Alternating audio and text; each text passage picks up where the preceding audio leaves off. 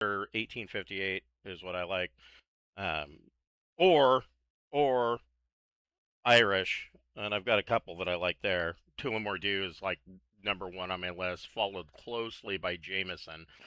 Although they have nothing in common with one another other than the fact that they're both from Ireland. The flavor profile on each of them is completely different. And then I like believe it or not, Two Gingers is actually pretty good. Mm-hmm. And Hellcat Maggie, of course. And there was another one. And then another one. And then another one. I mean, I like Irish, I've been wanting to try Writer's Tears, mostly because of the name. But Mm. I have yet to have the opportunity to do that. I don't. Mine was my go-to was I'm more of a liqueur guy, so I was just really loving that Jack Daniel's honey bourbon. It was absolutely, it just hit it perfect. Put 2 ice cubes in, pour that in. Oh, it's just great. With a nice cigar, it was fantastic. Oh I'm yeah. not much of a drinker, but that is pretty good. Oh, it was delicious. I loved it. So I'd have like when you have a cigar, you have like 2 shots, like, 2 fingers.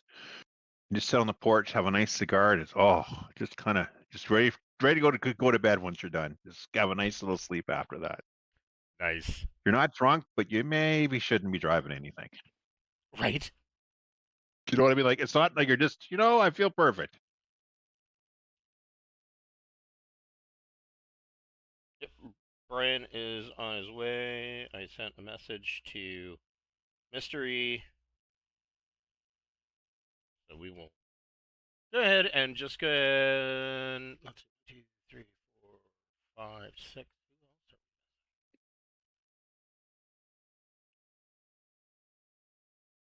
Mystery. Oh, there he is. 1, 2. Howdy. So we're But hello. So we were just missing Brian, who should be here in about 5 minutes, and of course Kieran, who I don't blame him if he is asleep. It is. History, have you been reaching out to me to play a video game Have on Discord? I have not. Okay, good. There's someone that has an icon similar to you, but a different name, and they wanted me to play some weird video game with them, and it sounds like a little kid. I was just kind of like, yeah, whatever. But Oh now that my! I saw your icon, I was going, was it you? But it didn't have your handle. I was playing Battlefield 6 the other day, or the other night, and I had to turn off the in-game voice comms because I got tired listening to it. But there was this kid, little girl. I don't think she could have been older than 5, and she was in Battlefield 6, and she was tearing it up. I was like, why can't my kill death ratio beat this 5-year-old child? And she was just nuking everything. But she wouldn't shut up either. And so I was like, okay, yeah. The amusement of listening to this kid on voice comms, went away quickly. All right. So, welcome everybody who is watching. I don't think anybody's watching right now. I'm Welcome. sorry, I didn't get a chance to Imp's in advertise. here. I'm sorry. What was that? I didn't get a chance to advertise it in what you call it, Instagram. I was just so busy at work. I'm so sorry. Oh, no worries. Troll Lord actually did some advertising for us. They spread their name around. I found numerous across social media platforms, numerous reposts from Troll Lord. So they kind of did some advertising for us, and then I, of course, did a little bit more.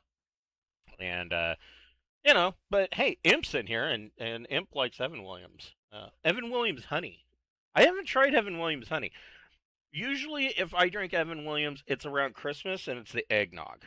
And gonna be honest, in my opinion, there's not enough Evan Williams in their eggnog, and so I always spike it with more. I make my own eggnog. Yeah. That my typical thing is I just buy, a gallon jug of eggnog at, the grocery store, and then I mix it with Canadian Club. I do everything with Canadian Club. That's my go-to. Go You're just Canada. saying that because we have Canadians on here. Never going to be. I always eat the food. I always eat the high liquor from India. They're known for their liquor.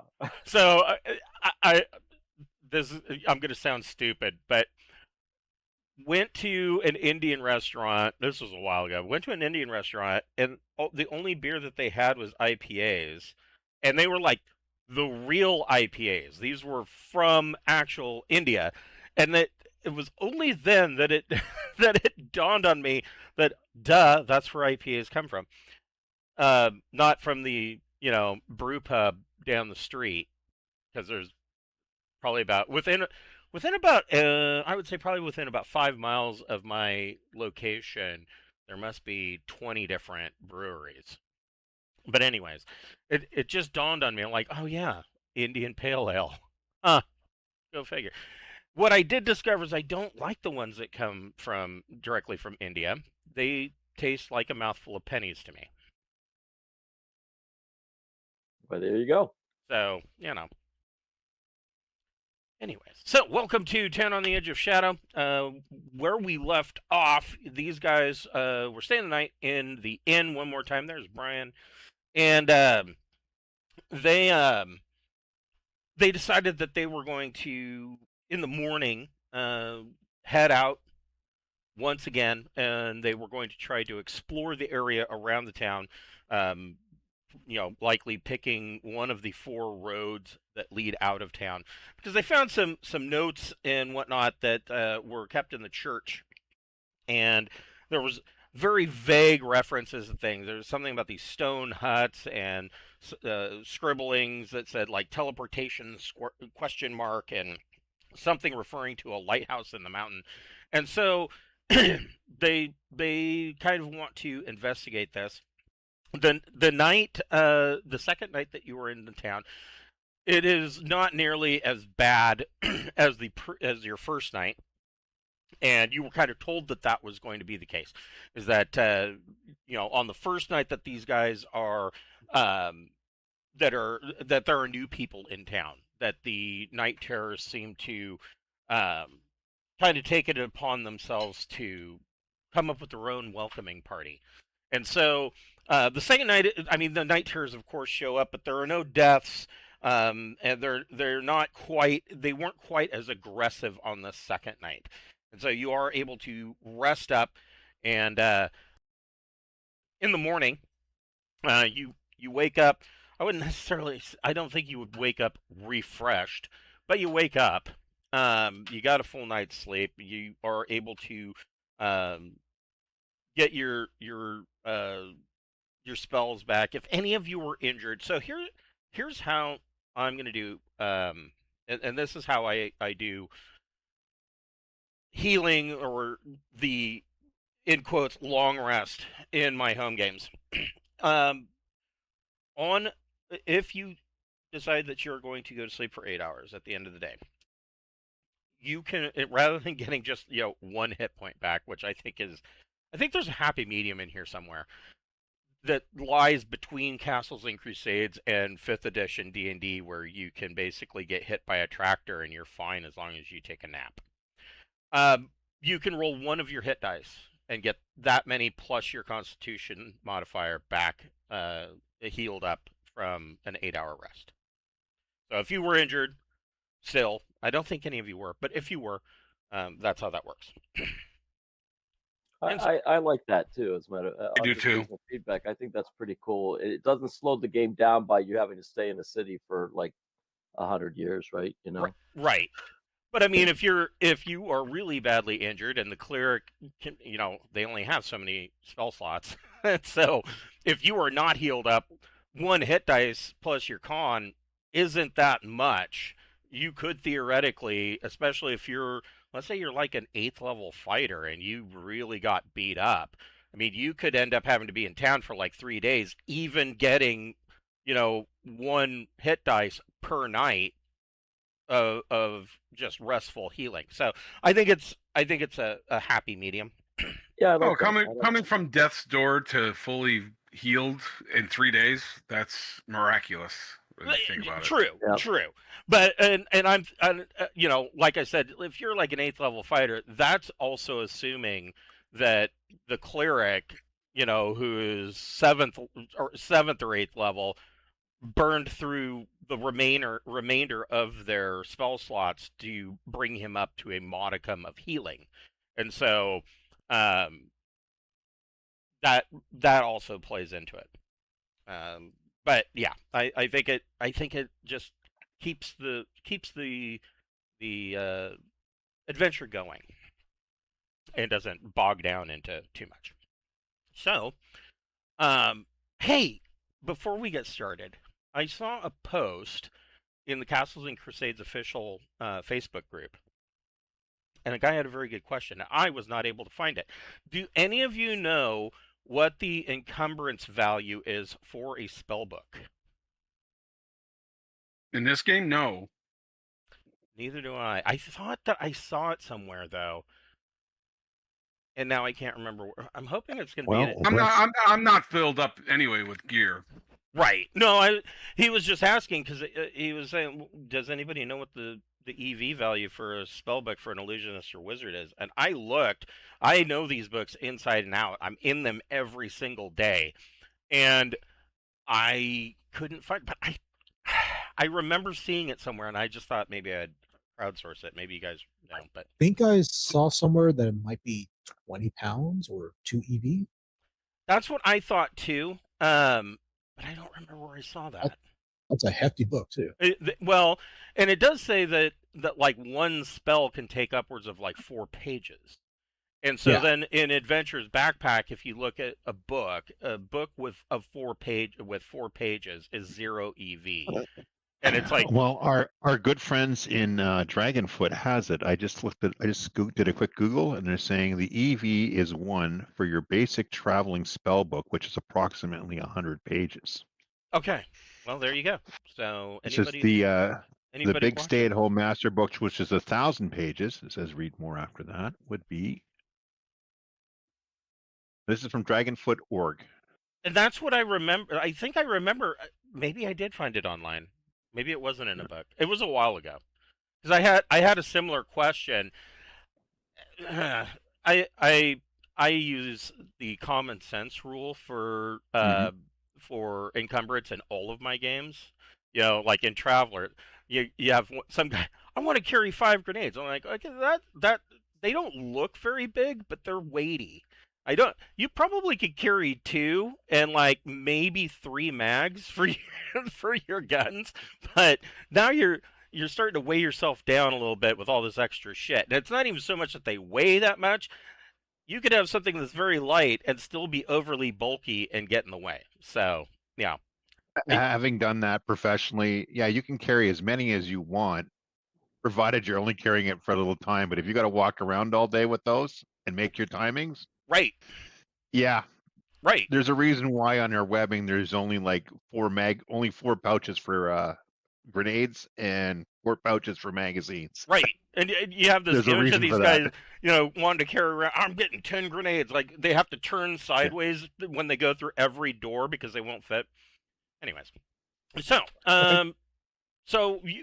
when you wake up in the morning, once again you can smell the fresh scent of cooking bacon and eggs, and Madge brings out hearty meals for you because you made it evident to pretty much everybody that this was your plan, was to do some exploration, and so she feeds you a hearty breakfast, and it reminds you, just in case that you'd forget, that come nightfall, the mist will enshroud the forest.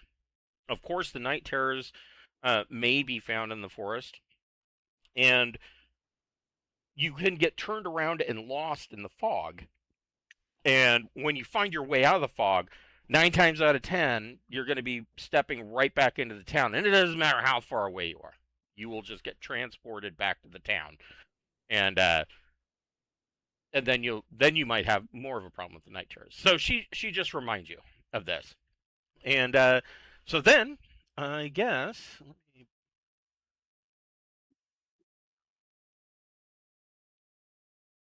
this map.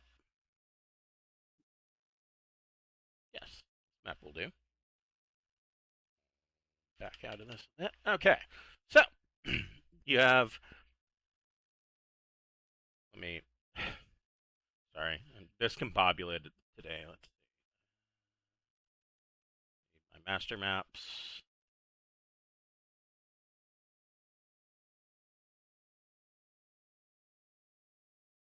All right, so leading out of the town, there are 4 roads, and there is, of course, the west road here. There is the north road here, the east road here, and then this is actually the south road, although it is more in a southeasterly direction.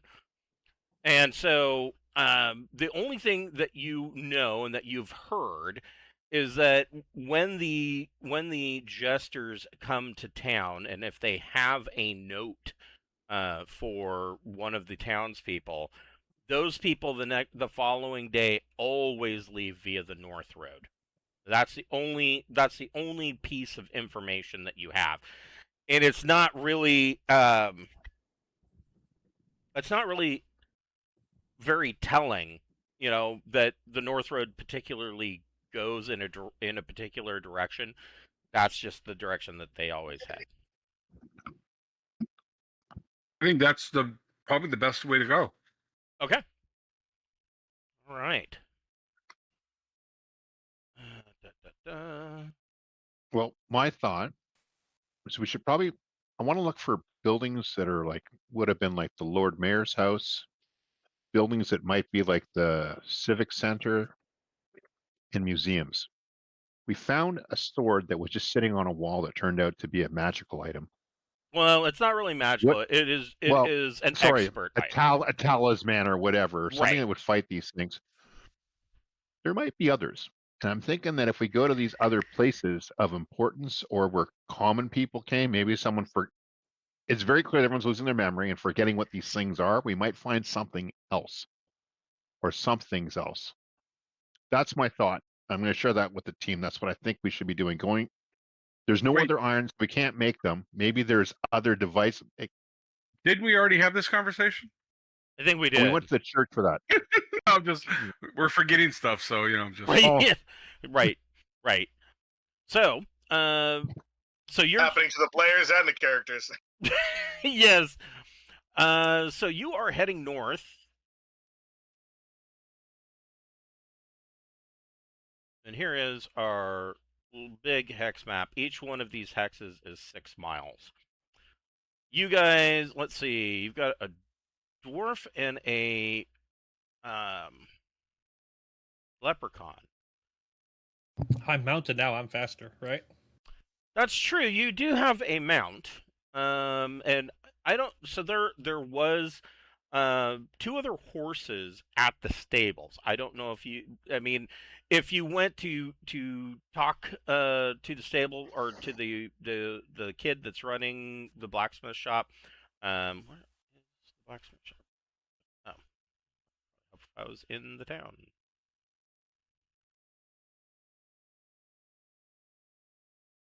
It is Bircham.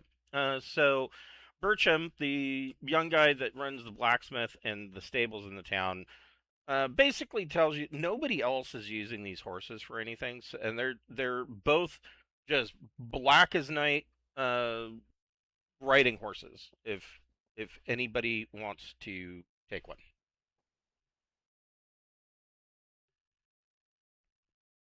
I mean, I know Mystery is playing a knight, Soren. I don't know if maybe he wants one. Yeah, I'll take one because that way you guys don't have to try to outrun me. Actually, we don't really don't need to really try hard at all to outrun you. That's true. So You can't outrun my crossbow bolt. Just remember that. with a Who's horse, outrunning you? I'm behind you. with the horses, yeah, you're still going to be. I mean, you don't want to leave your other people behind. Let's see, we got 2 horses. Oh, did I finally get a horse? Because a horse is a horse, a horse a course. And the warhound can only carry a single rider. They're just not beasts of burden. You can make through this forest. You can make about 16 miles a day, so a little more than two of these hexes per day. And you are heading north. Problem is, we need shelter to be able to survive the night, because these things, we could put up. I have one of those talisman things, one of those holy symbols. Well, and one of the other things that was scribbled in the notes was that those stone huts, it had teleportation ? And it said, and it just the single word protected. And you said that was in near the mountains. It didn't say that that the huts were near the mountains. It just said that the lighthouse was in the mountains. It didn't tell us where the huts are. No, but there's a sketch drawing of one. Where is the town on this map? Right under your. Oh, it's right under us. Yep. Right. So I think we should go. Let's head to this lake here first. Okay. And then, I think we should venture out slowly at first, and that way we have enough time to get back to town. Okay. What do you guys think? Love that idea. I have a question, by the way. Sure. Where was the moon at last night? Was it like a full moon, a new moon, any of that? That's a good question. I'm wondering if the moon affects these things at all. Make a Excellent. make a make a wisdom attribute check plus your level.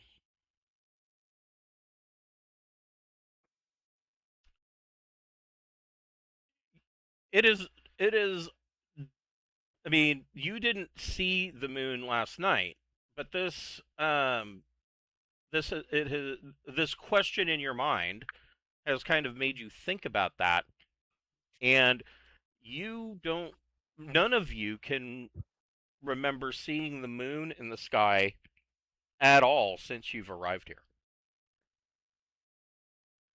Pretty much all you ever see is cloud layer.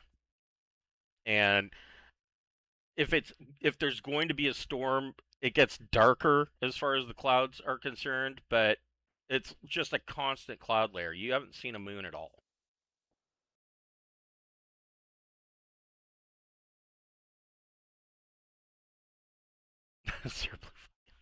And so, yeah, you guys move north to this lake. Good sized lake. You head down this north road, and after about a mile out of town, you start to notice that the vegetation of the forest is growing over this kind of rough flag and cobblestone paved road. And finally, at about a mile out of town, the road just disappears, and there's the faint possibility of a trail that leads in the same direction. But even that trail, the further that you follow it, kind of just vanishes until once you get to this lake. And you don't find anything really of interest around the lake. And so that would take you.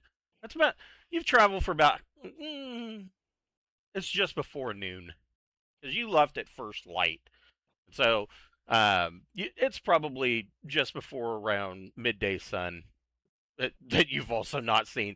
The only way that you can tell the sun is in the sky is that the clouds get brighter. I mean, everything's filtered, so there's an assumption that there's a sun. Um, but Are we seeing and hearing animals at all during our walk? that's a very good question as well.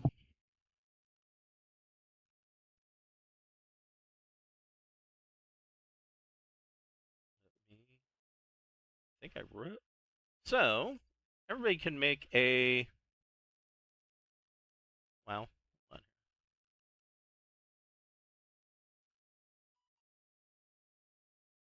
I hope I opened my roller.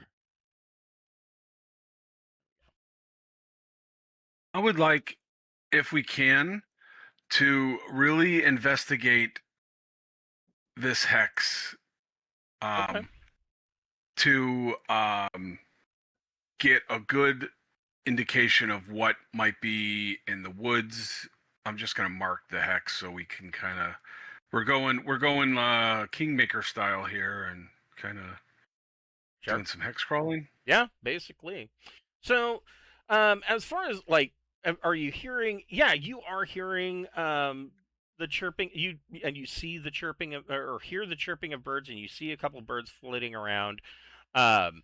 In the distance through the trees, you catch movement, which it's obvious to you that it's probably a deer or an elk. That there are woodland creatures here.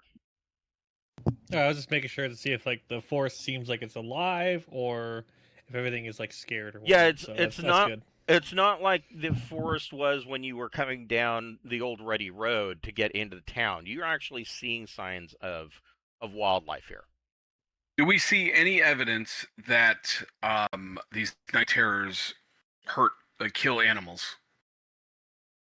You have not seen any evidence of that. Have we seen any dead animals? No, not yet. I mean, I aside from animals that came back to life to try to kill us. No. I would suggest that instead of going further away from town, we maybe move into this hex here to get a good, like, and really thoroughly look it over before we head back to town for the night, because I don't want to be trapped outside when night comes. And I would rather be closer to town. I mean, the next day once we explore these two hexes, the next day we can just like traverse through them really fast at that point. That's true. My last question is because we're by this large body of water here. Are we finding evidence of other people like traveling, fishing, any other signs of civilization besides the town? Yeah, there was a path leading this way. Yeah, there. I mean, the road, the paved road, kind of changed into a rough path that then like meandered down into what maybe could have been a game trail, and then finally by the time you got to the lake, it's just gone. And there's like no like boats on the side of the lake or anything. There's okay. Nope. But it's I mean it's a good sized lake. I mean you're a couple miles across. Yeah. All right, do you guys want to check out this area here before we head back to town? That way we had fully kind of explored those two areas, and if we can retreat back to town for safety, and then the next day we can kind of go north. I'm kind of more interested in this area over here because it's a little more but open. that brings us further away from town, which if we get stuck out here at night, we're screwed. As opposed to being in here, which is a lot more. Right, but that area there is close to town. Yeah, the way you're going is the opposite way. Yeah, it's only 6 miles. You don't need to shout, okay? I'm sorry, am I shouting? Yes. Sorry. Okay. So my reasoning is that this is a little more open.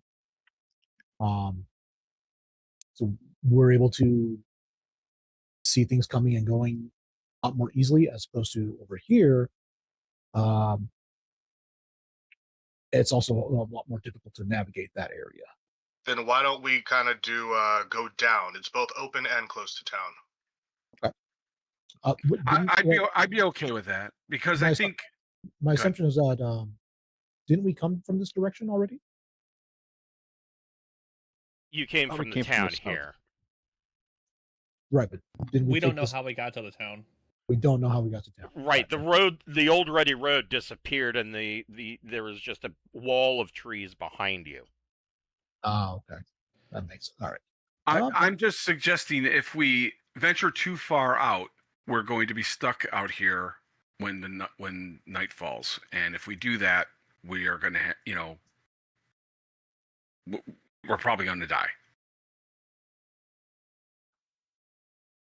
I think we have to investigate the town more. I think that there's something in there that we have to. It has to deal with this circus, this carnival thing. We have to somehow find it. I'm guessing it only appears at night, which means that we'll either have to find a way to get around the night terrors or kill the night terrors. I think. All right. Well, I agree to that. That makes a lot more sense than us fumbling around out on the outskirts here. I believe we only have one weapon that can affect them, correct? Correct. So far, you've only found one pure iron weapon. All right, I'll leave it up to you guys which way we would go. I will say, if we do need any more of those talisman things, I can make 2 of them just appear in my hand if you don't ask any questions about it. Yeah, I have morality of it. I have one that I found that I've been holding on to. So you wanted to? Was the compromise to search this hex? I believe so. Okay. I mean, the plan today was to look outside the town, so we're already outside the town. Might as well keep to that plan, and if we want to go back and search the town more tomorrow, we can do that tomorrow. Or tonight, before things show up. So everybody make a wisdom check, and you can add your level to it, of course.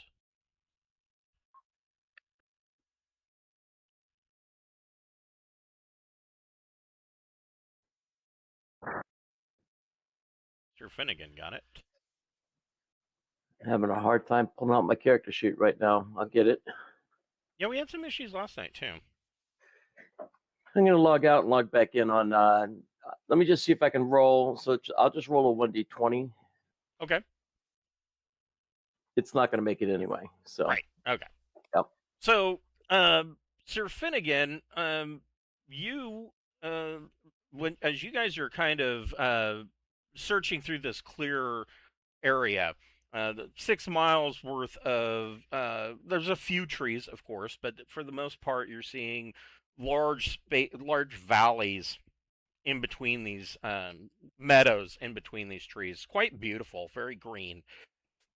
And Sir Finnegan, you almost trip as the toe of your boot catches a paving stone, and you see that there is a road that it doesn't appear like it's going to be very long, but a road starts and leads towards this location.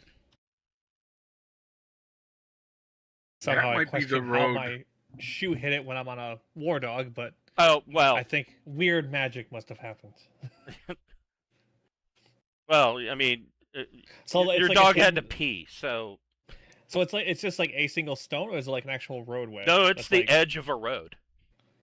Does it appear like it's like overgrown and in disrepair, or? The start of it is, but then as you look in the distance, you can see that the grass gets fewer and fewer, and you can see that there is a clear road. And this isn't like the road that was leading out of town that was made of like broken flagstone and cobblestone. This is like a brick paved road. What time of the day is it? By the time that you get down here, it's probably about 3 in the afternoon.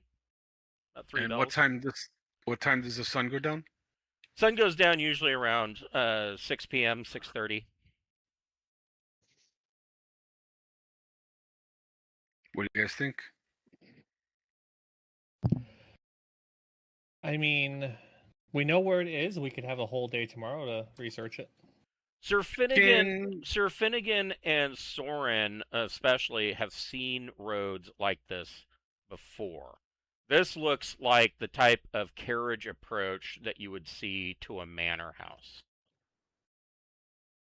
A rich person's road. Yes. Do we risk following it to see if we can find a building, or do we? I would think we should.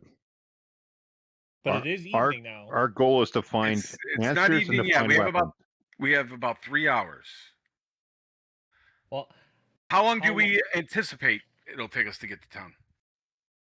From here, from your current location, it would take you maybe an hour and a half to get back to town. So if we spend maybe a half hour looking for this manor house, I think we'd be okay. What do you guys think? I concur. Okay. No Sounds need good to coming me. all the way out here again for nothing. Let's do it. I will do. So we'll spend maybe a half hour looking for this place.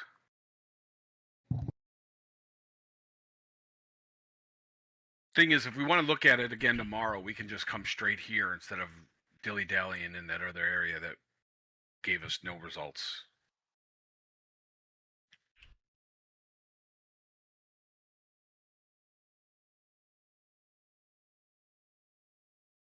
Okay, so you follow this road, and about 2 hours into this road, you do start to see that the road widens up, and you can see that there is an estate. Let me take a look at my map here.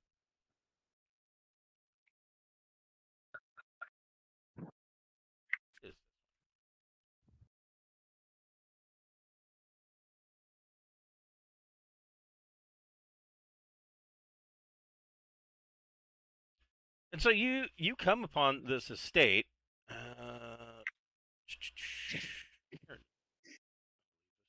And what time is it now?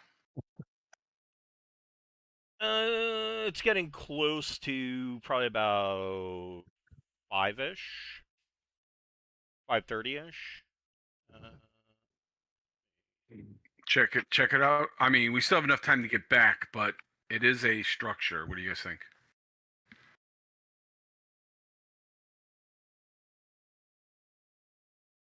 I think this will take a lot longer than a half hour to an hour to investigate. Correct, No. but we could go into somewhere and stay for the night, put the holy symbols up, and bunker down. The only issue is we don't know the rules of the holy symbols. Like, does it have to be a solid wall, door, window, or can it be? Don't know. Are we willing to risk everyone dying? if We fuck up? were in a dilapidated place before, right? And the back door was unlocked. Yet when they tried to come in, they burned themselves, and they did not. Correct. So, I think says a lot. Why don't we just open the door to this front keep here and see if they've got a holy symbol by the door? Right. Well, problem solved. That's true. That's true. But we could also maybe find a room to seclude ourselves, and possibly one that has an escape route if things really go badly. So what you would remember in every single case where you were in a building that had these, or in every single case where you have had one of these symbols, with the exception of the symbol that was found at the overturned barrel top cart. In every other case, it was inside a building, and the symbol was hung on the door jamb next to an entrance or exit to the building. Right. And was it hanging in the cart as well, or was it? No, you found it. It may have been hanging in the cart at one time, but it was kind of Was there a nail near the door? nobody looked to see. Yeah, that's true. Um, Can I remember? in Maybe if I terms of saw one. buildings, Yeah, I mean, Morgosh, you can go ahead and make a intelligence check with your level.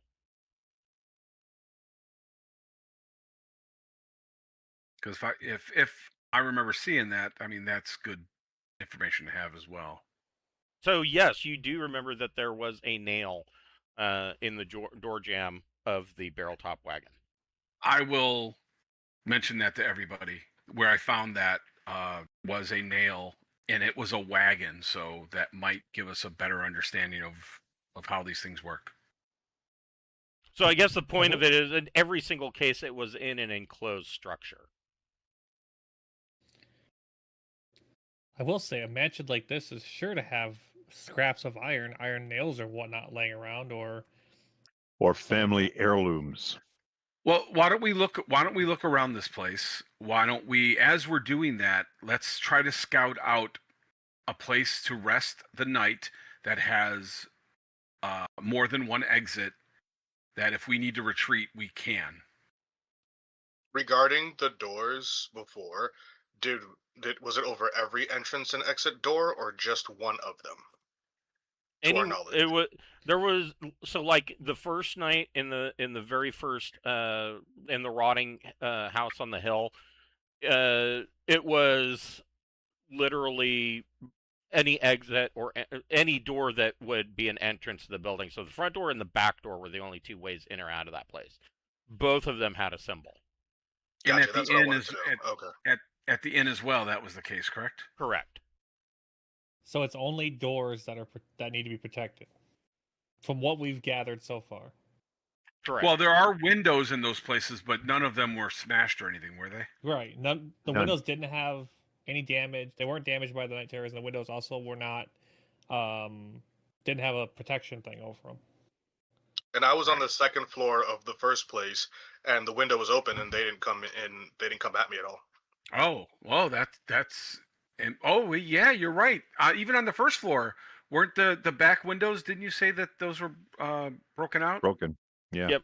And they didn't come in. Yeah. So I think if it's at the door, it probably protects the whole structure. So you guys can move wherever you would like to move. You're not We're at the bottom. you're not in combat, so feel free to move about. The fasten seatbelt light has gone off, and you can move about the dungeon. So is my movement 60 when I'm mounted, like a regular knight is on a horse? That's a good question. Hold on, and I will tell you. Oh, well, it's actually And the handbook is on page 45. Here's Jimmy the Warhound. Yeah, his didn't say a speed. That's true. I It saw. does not. Interesting. Okay. Honestly, this is the first time I've used the war mounts, but You'd think it'd have a speed, because that's kind of vital to a lot.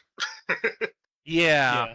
So in the back of the monsters and treasure book, dog, the war dog, they have a movement of 40 feet is their base move.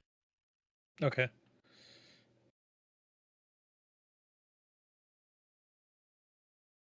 I mean, that sounds Well, a knight Right. on horse gets 60. That's why I was asking.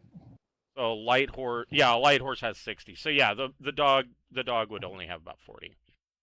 Okay. I'm heading to the door of the mansion. Okay, hold on. Stop all movement. Let me get back to where I was at.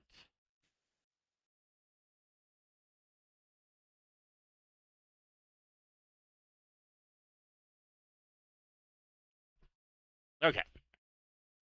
So, oh gosh.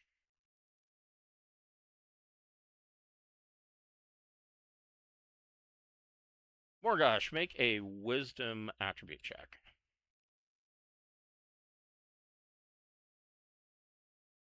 Get to it.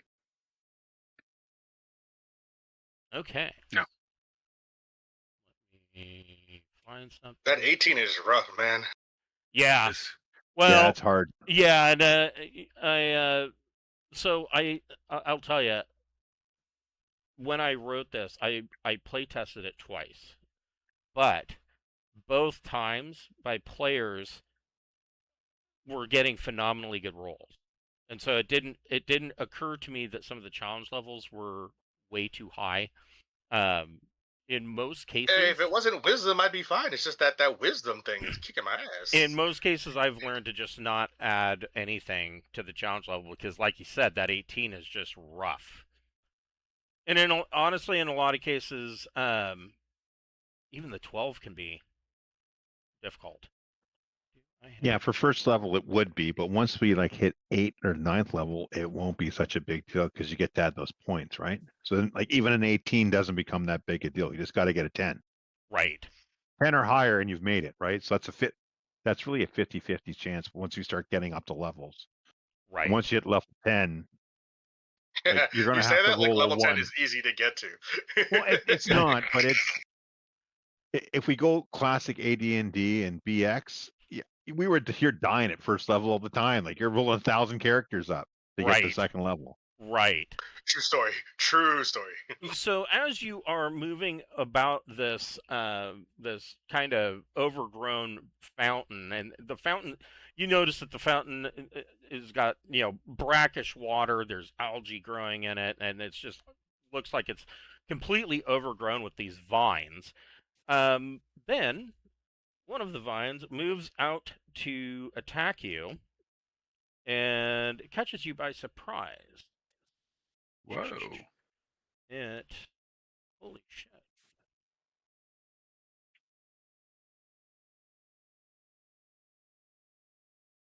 It is only going to attack you with one vine because I'm being kind. It can actually make attacks with 8 vines. Oh, I know what this is from Palace of the Silver Princess, right? It's a strangleweed. Oh, So this vine comes out and constricts around your waist, and it grabs hard. Does 17 hit, Morgosh? Oh God, yes. Dealing 4 points of damage. Ow. Yeah, for the wizard, 4 points. Help! I'm almost dead. Damn, you are almost dead. Okay. So of course, Morgosh lets out a strangled yelp. Just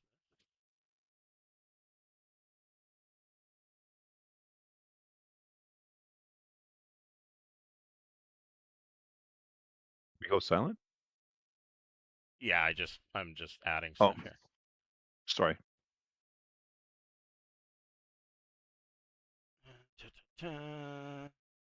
Everybody, give me an initiative check, an unmodified D10.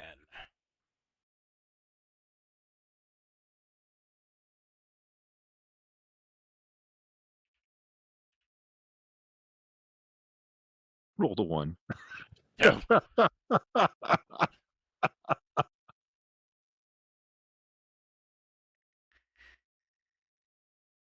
As did Broken.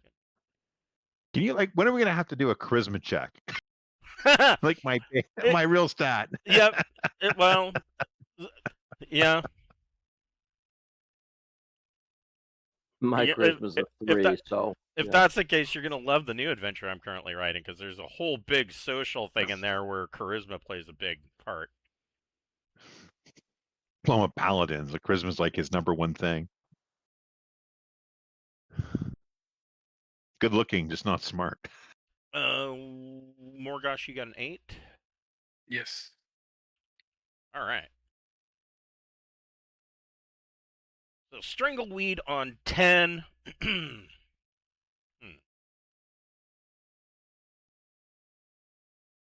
It was nice knowing you guys. Don't worry, I'll save you. What does this say? An entangled prey, an opponent struck by a tendril must make a 6. So, okay.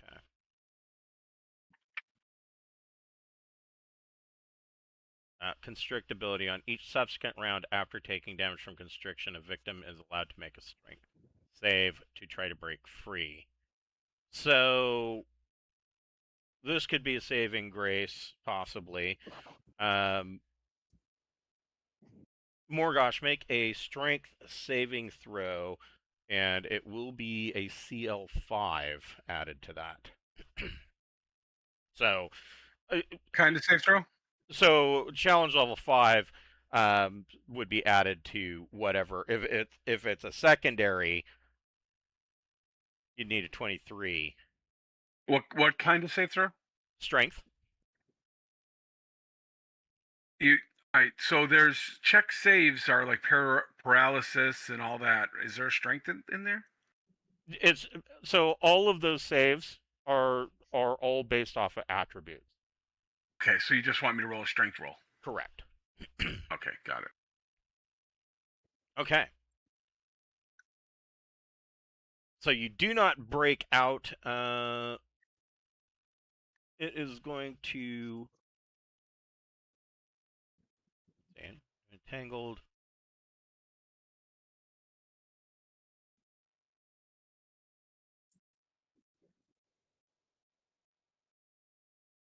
So Morgosh, this he is entangled in this vine. It constricts, and constricts enough that he can't breathe, and he passes out.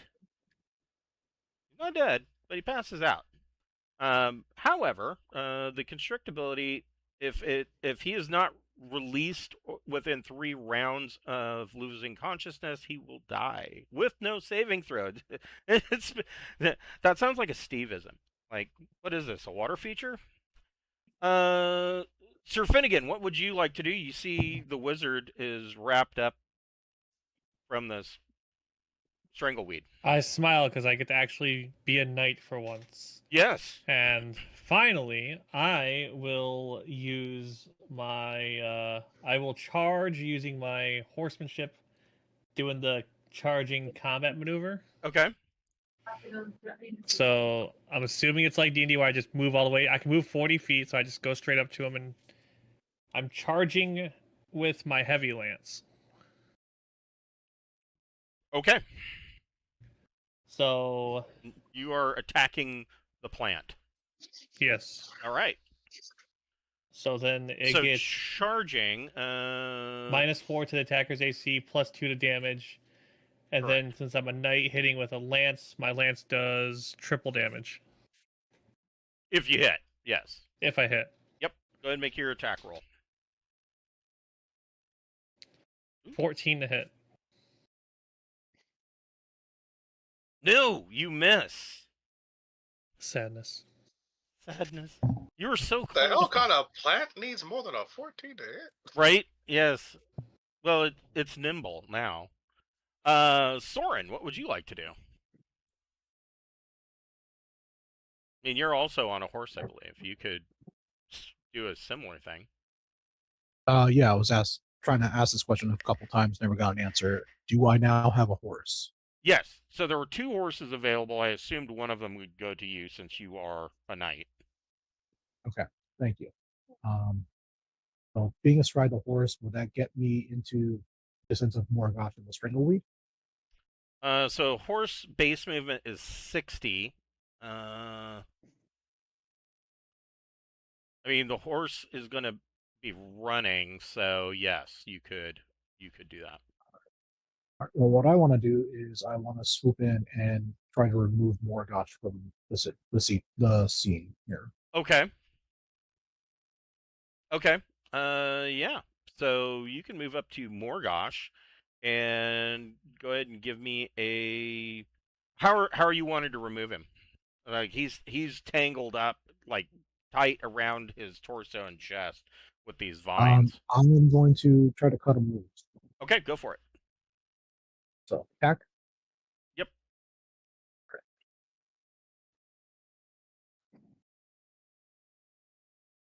That's a hit. 4, 5, and yes, you cut the vine, and Morgosh is kind of released and tumbles to the ground. I'm able to catch him and try to like keep him close to me and the horse. Yeah, I mean, you cut the line. You could probably grab him with your other hand, kind of leaning over, kind of grab the collar of his robes or whatever, Okay. and keep him from tumbling completely to the ground. um, Morgosh, go ahead and make a Constitution saving throw.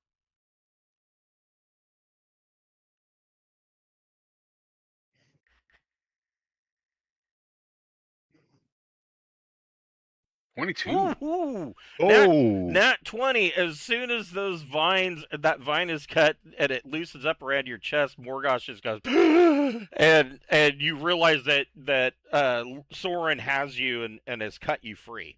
So you are awake. What would you like to do? Crawl away from there. Yes. I'm gonna crawl. Just keep going away from there. Okay. Yeah, you can. Yeah, you can move away. So you are kind of out of range. The strangleweed has a range with its neuroscience. Wow, holy shit! This thing's got a range of up to 100 feet in length. 100 feet. Yeah, that's crazy. And you game tested this? No, no. This is out of Monsters and Treasure. This is out of Monsters and Treasure. So Morgosh retreats. Wind, what would you like to do?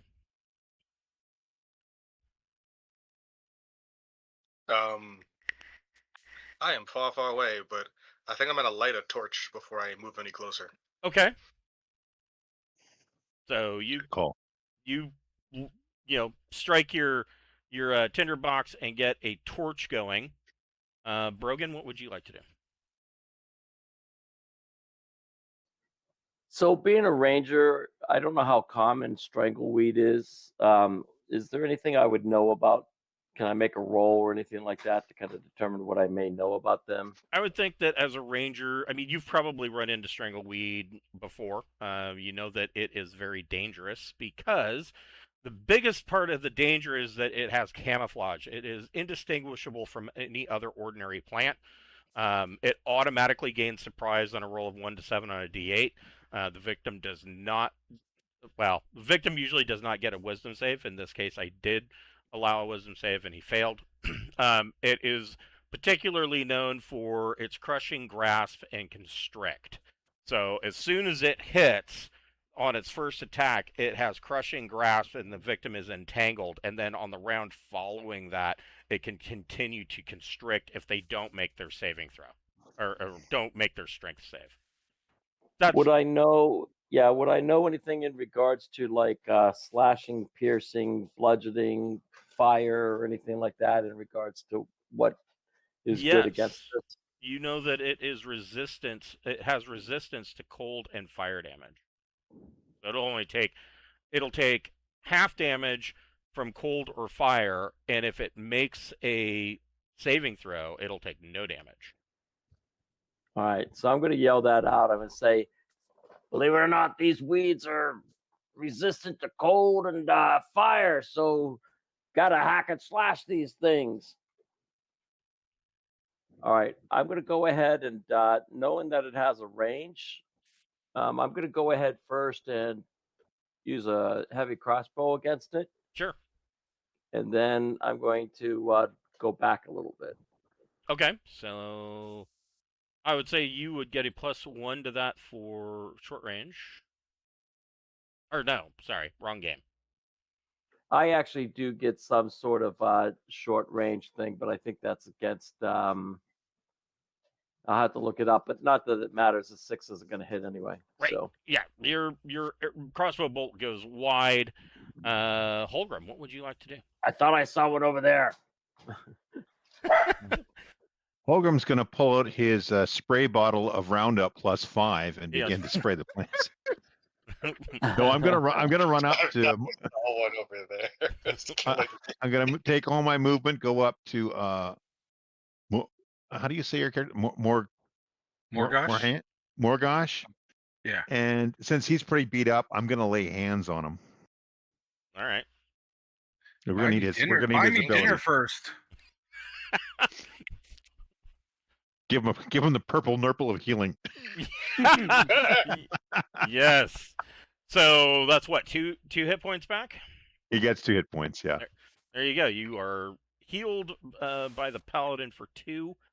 Thank you, sir. The strangleweed is going to attack Sir Finnegan. Bring it on. 22 I'm to not hit. afraid. Motherfucker. That'll hit. So Finnegan is now entangled. Sir Finnegan, you can make a strength saving throw. We don't want to use strength. Oh,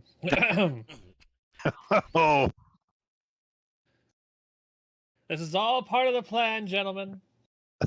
That's my turn. So you don't break yourself free. Soren, what would you like to do?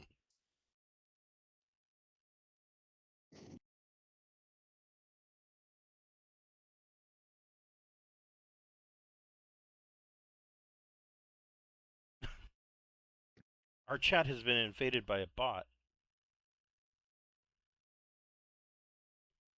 by a bot. Yeah. I'm sorry about that. Streamboo.org. Those are most of my.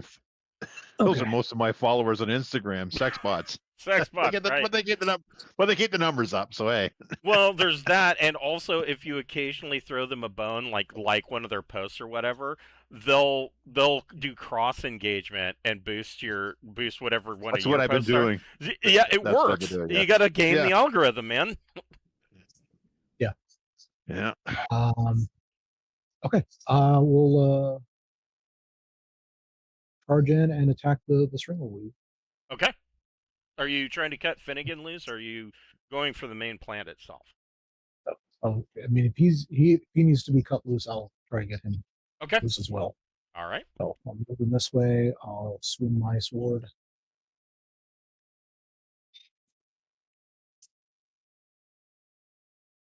No, that is a Ooh. miss. You swing and miss.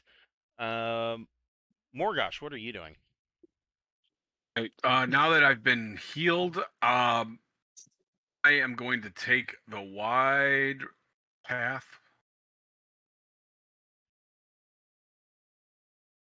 If I can, up to this wall. Okay. Make a wisdom check. My wisdom sucks, man. Hmm. A 9. That's half of what I needed. Okay. As you are running up towards this wall, and you seem to see movement in one of these windows up here. It was just out of the corner of your eye. I don't say anything about it yet. Okay. Once you get to the wall, are you doing anything in particular, or are you? Well, I mean, that was my full action. I get there and I put my back to the wall watching that damn vine. Okay. Wind, you have a lit torch. What would you like to do? I have a lit torch that I was just told right after I lit it, and that thing's gonna be worthless. Well, shit. I didn't say worthless. I said half worthless. True story. Okay. It has a 50% chance of being worthless. Then in that case, this that I see right here, is this all dry brush? Yes. I mean, hey, maybe the flame will drag over there.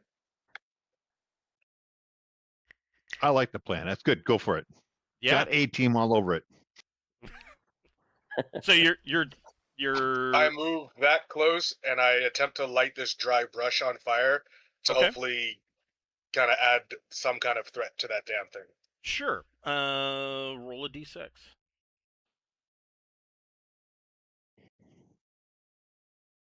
Oh yeah, there. goes up pretty quickly. There is the good start of a fire. At this point, it almost immediately catches about the size of a comfortable campfire, but it is obviously it is growing because this is all very dry. Nice. Brogan, what are you gonna do?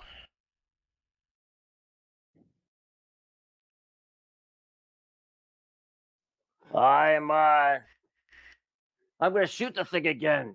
Okay.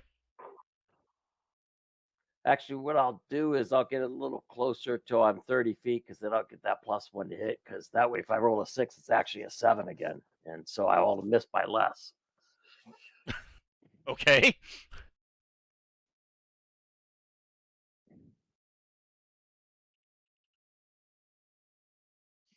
Dang That it, I is a hit, hit. baby. Yes, that is Yes, a hit for 10. nice. Yeah, there is a solid hit. The crossbow bolt kind of hits the center of these vines at the heart of it, and there's kind of a sloppy, wet, squishing sound as the crossbow bolt goes clear through it and out the other side. Did Holgrim, Hey. or I'm sorry, did Brogan want to move at all? I moved up and then I moved backwards a little bit. Okay, gotcha. Holgrim, what would you like to do? I'm going to move up to my comrade Sir Finnegan, and I'm going to try to chop the vine that's holding him. Okay. So I'm just going to move up to here where he's at and try and chop that vine Go with my for it. sword.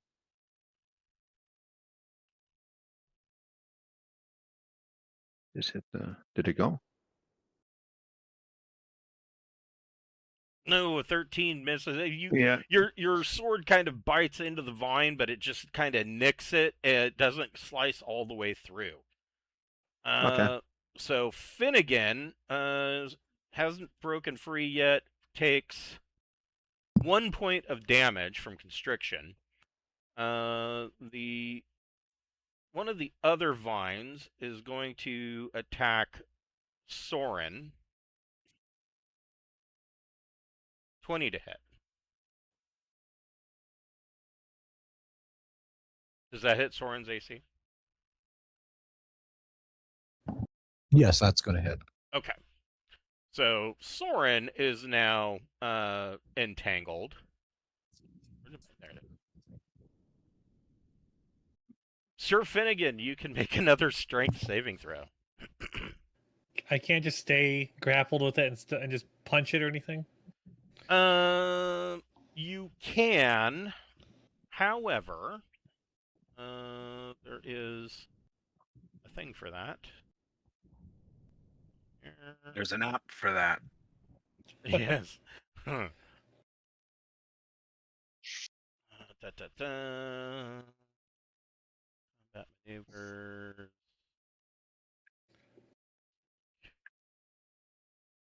Grappling. So the defender, considering the nature of the attack, is considered pinned or held. Unless they are already laying on the ground, a pinned defender is considered standing. So you are standing. Attempts to knock a pinned opponent down requires successful overbearing attack. Right. Attacker cannot grapple a defender that is. Yeah.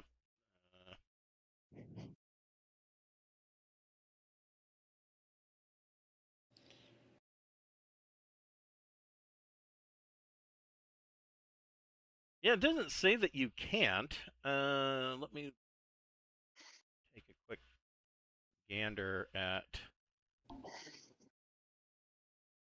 my master combat maneuvers. I thought there was like a negative. Disengage.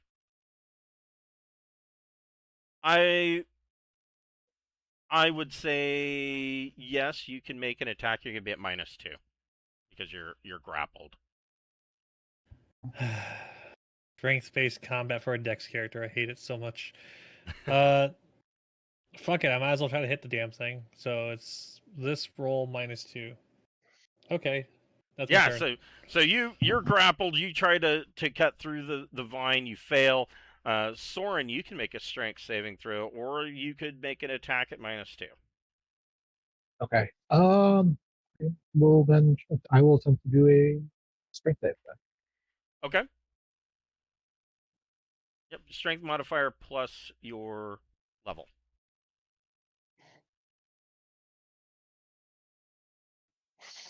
Yeah, that's not happening. No, that is not happening.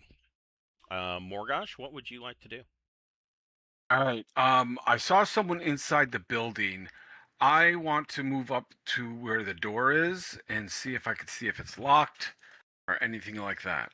That is an excellent question that I should, since I wrote this, I should know the answer. The door is not locked. I will open it, Okay. but stay to the side and look inside. All right. And I'm going to say hello Eh, very loudly.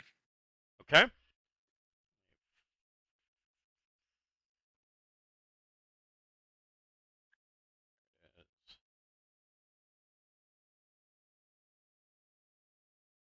And so I'm not going to get fancy with this. I will just show everybody opening the door. Oh, you can't. I will play Morgosh here. Opening the door, Morgosh. You here. There. Stairs like that. So it has that. you can see into this kind of wide entrance hall. Looks like the entire entrance hall is made of like a polished granite, and there are 8-foot tall statues on the north and south walls. They appear to be these statues appear to be jackal-headed figures. Go ahead and make an intelligence check. Intelligence. It's my thing. My bag, baby. Nice. So You nailed it. you believe that these statues are depicting the Ereboschian gods Anubis and Kebashet. Are they evil, chaotic gods, or are they? No, I mean they do have a great following in distant Ereboscia, but in the religion of the New Faith, so the Council of the 12 Elder Gods, it is believed that so when somebody dies, the soul passes through the veil, which is the ethereal plane, and then onto um, the shadow realm, right? In passing through the veil can be a difficult task. It is basically always it is basically always dark and shadowy, and there's fog everywhere. And the only time that you can make out things is when you are close to another plane. So, for instance, if you like a phase spider, for instance, can phase into the ethereal, it can make out people and structures in the building or furniture or whatever in order to plan its attack. But you beyond that, it just gets darker and darker and darker, and essentially traveling through the veil is like there's a 5-foot circle of light around you, and everything else is dark, shadowy, and foggy. And so, in order for the soul to make their way through, they are led by Anubis and his daughter Kebashet. But usually, once the soul gets to the shadow realm, it is said that they don't really have much memory of that journey through the veil. Okay. Um, All right. I'm not gonna go any further in. I'm just going to wave everyone else to come. You do also see that these double doors are open, leading into the main hall of this manor. Okay. I don't want to move any further in, Okay. but I'm waving everyone that's on the outside towards me. Okay.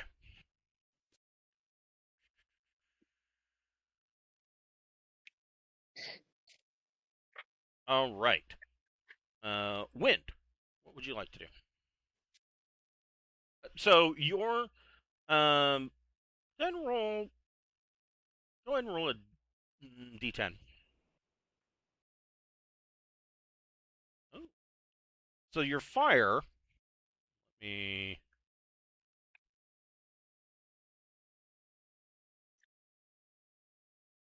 Oh, duh!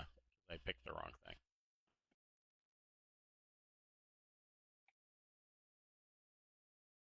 It's now grown to about this size, and it is. It's not like a huge conflagration, but there is. If it reaches these trees, they could possibly go up.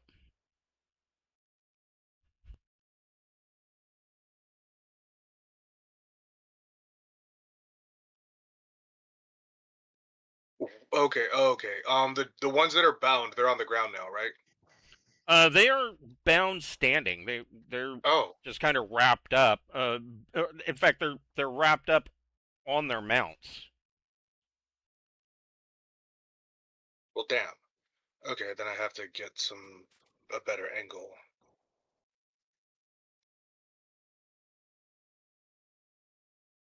All right, that'll just. I'm leaving the fire and hoping that some of those vines happen to be in the flame area, and they're like, "Oh, our flame doesn't hurt me. Ow, flame." Right.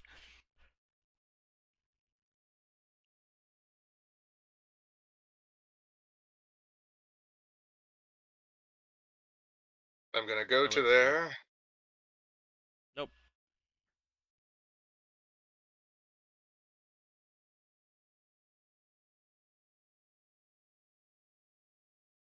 I can't remember what the range on a dart is. And a dart.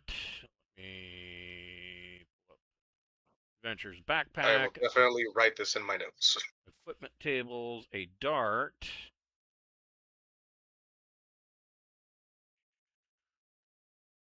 $20.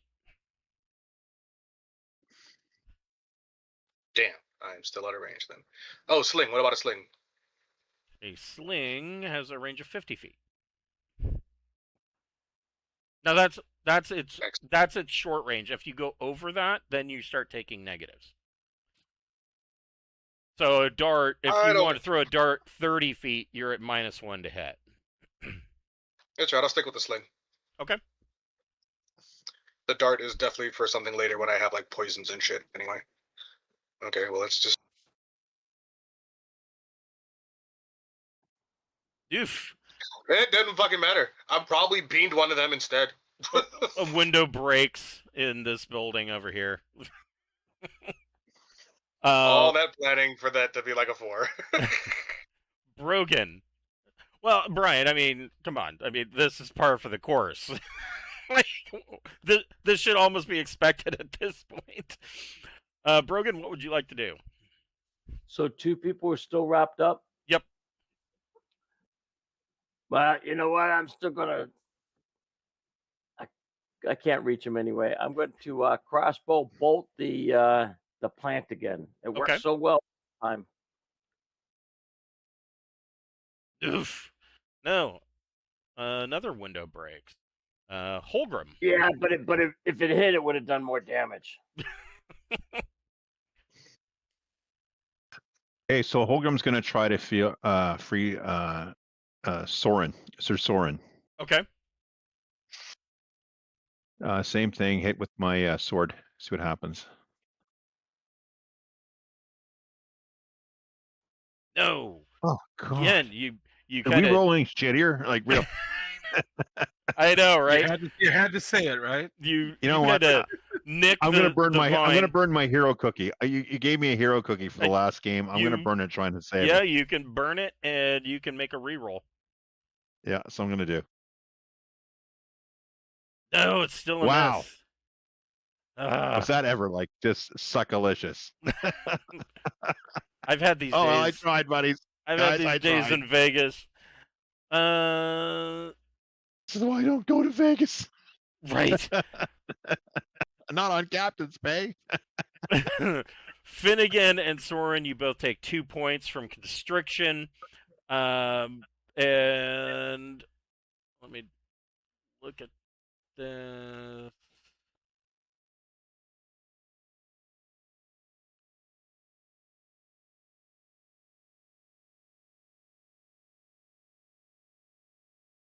So, Finnegan, you are having a hard time breathing.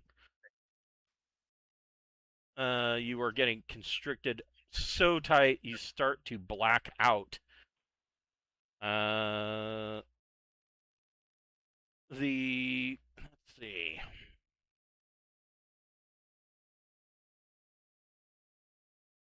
Oops.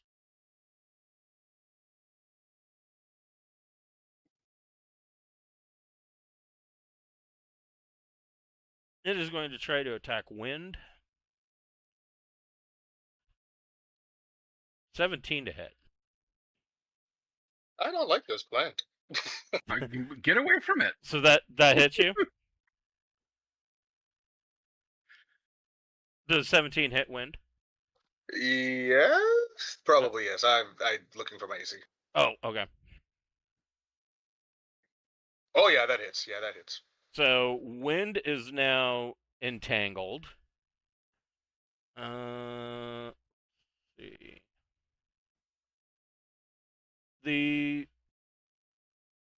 This grows, and the strangleweed does get hit, but it needs to make a save.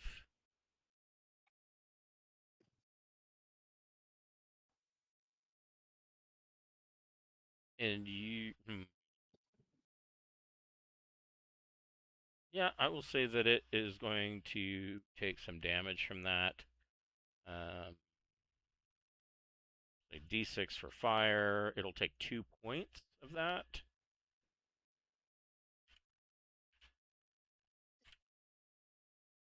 And you can see that these vines over here from under the dry brush kind of recoil back from this flame.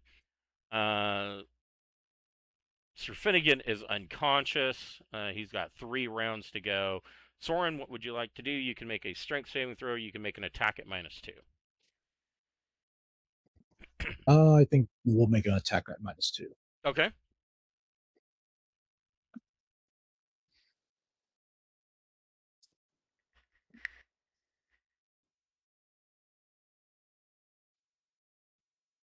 That's a Hey, hit. all right. That All is indeed right. a hit. That is a hit. And you cut yourself free.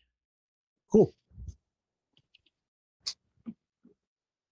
Morgosh, what are you doing? You're just waiting in that doorway, or Yeah, I don't really have anything that can help them. Let me see what spells I have that might come in handy. What type of wizard are you? Or magic user? Are you like a knowledge seeker? hedge wizard? Yeah. Well, no, I've I mean, played I have several 2 types. first level spells. One's a sleep spell, and the other is identify. So, And I have shield as well. so that's a good question. Let me I can give you some information on it. Let me look at plant traits.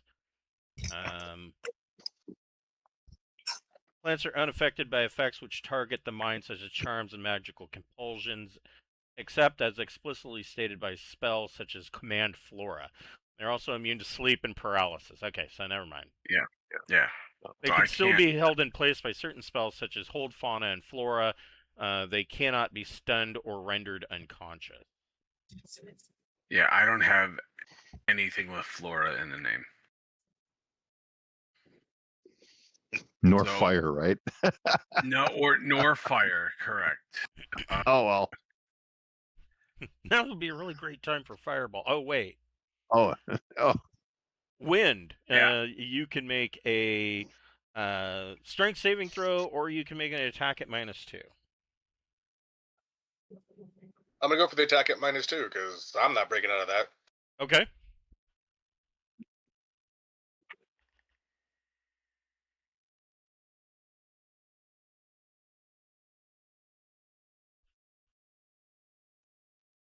So A close. 12. So close. But you cut into the vine, but you're not able to get through it. Brogan, you could end this. Oh, Brogan, go! Go, Brogan, go! I don't want to race the bolt. I'm gonna run. No, just kidding. It's every man for himself. Every dwarf. Come on, you racist. Hey, those windows are getting busted. I'm telling you, every window is mine.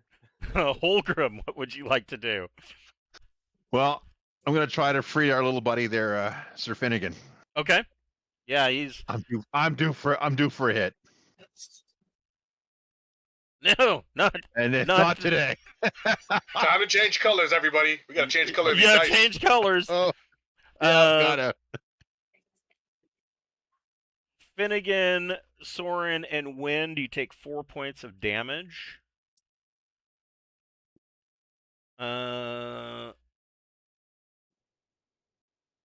Finnegan. Well, wait. I thought I was free from entanglement. Oh, I'm sorry. You're right. You're right. Yes, you freed yourself. Sorry. Okay, got it. Finnegan is unconscious. Soren, what would you like to do?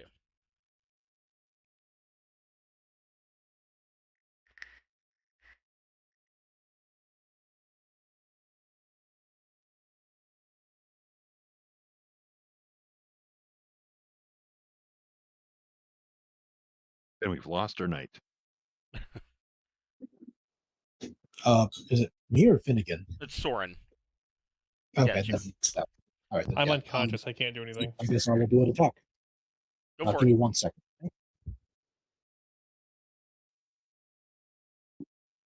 I believe in you. We're all pulling for you. I believe in you. Soren. Yeah, just give me 1 second. We need a character death. It's okay. No, not yet. Character death. Who's volunteering? I mean, I'm at 3 hit points, so I volunteer. There we go. No. There's no character death. No big boss fight. Right? It's not So cool to this- say. How'd your character die? I was Who says choked out by a weed. At level 1, everything is a boss fight. That's true. That's Yeah. true. Waking up in the morning is a harrowing battle. All right, so this will be directed at the weed. No, you missed. Nope. Yep. Okay. Morgosh, are you still waiting? Yeah, I mean, I'm not gonna get in combat. I can't really do anything to it. Okay. Let me look at my weapons real quick. I have a staff and a dagger, I believe. You can throw the dagger. Yeah, but then I don't have a dagger. Well, I mean, if you hit, you can always retrieve After the it later. fight, you might. Oh, I have darts. I have some darts. Yeah? I'll throw a dart. Let's see. You're at -1 to hit. Can I move closer? Yeah. Or you could move 5 All right. feet closer, and that would solve your problem. There we go. I will move 5 feet closer, and then I will throw the dart. Okay. All right. So take that. So it sticks into the vine, but doesn't really, or into the bush, but doesn't really do anything. Wind, you can make a strength saving throw or make an attack at -2.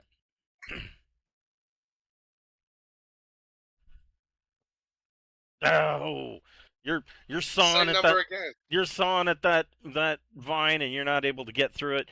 Brogan. it's all right. Just go. It's okay. Just go. Yeah, I'll take you up on that. Oh, wait a second. I got a much better angle here.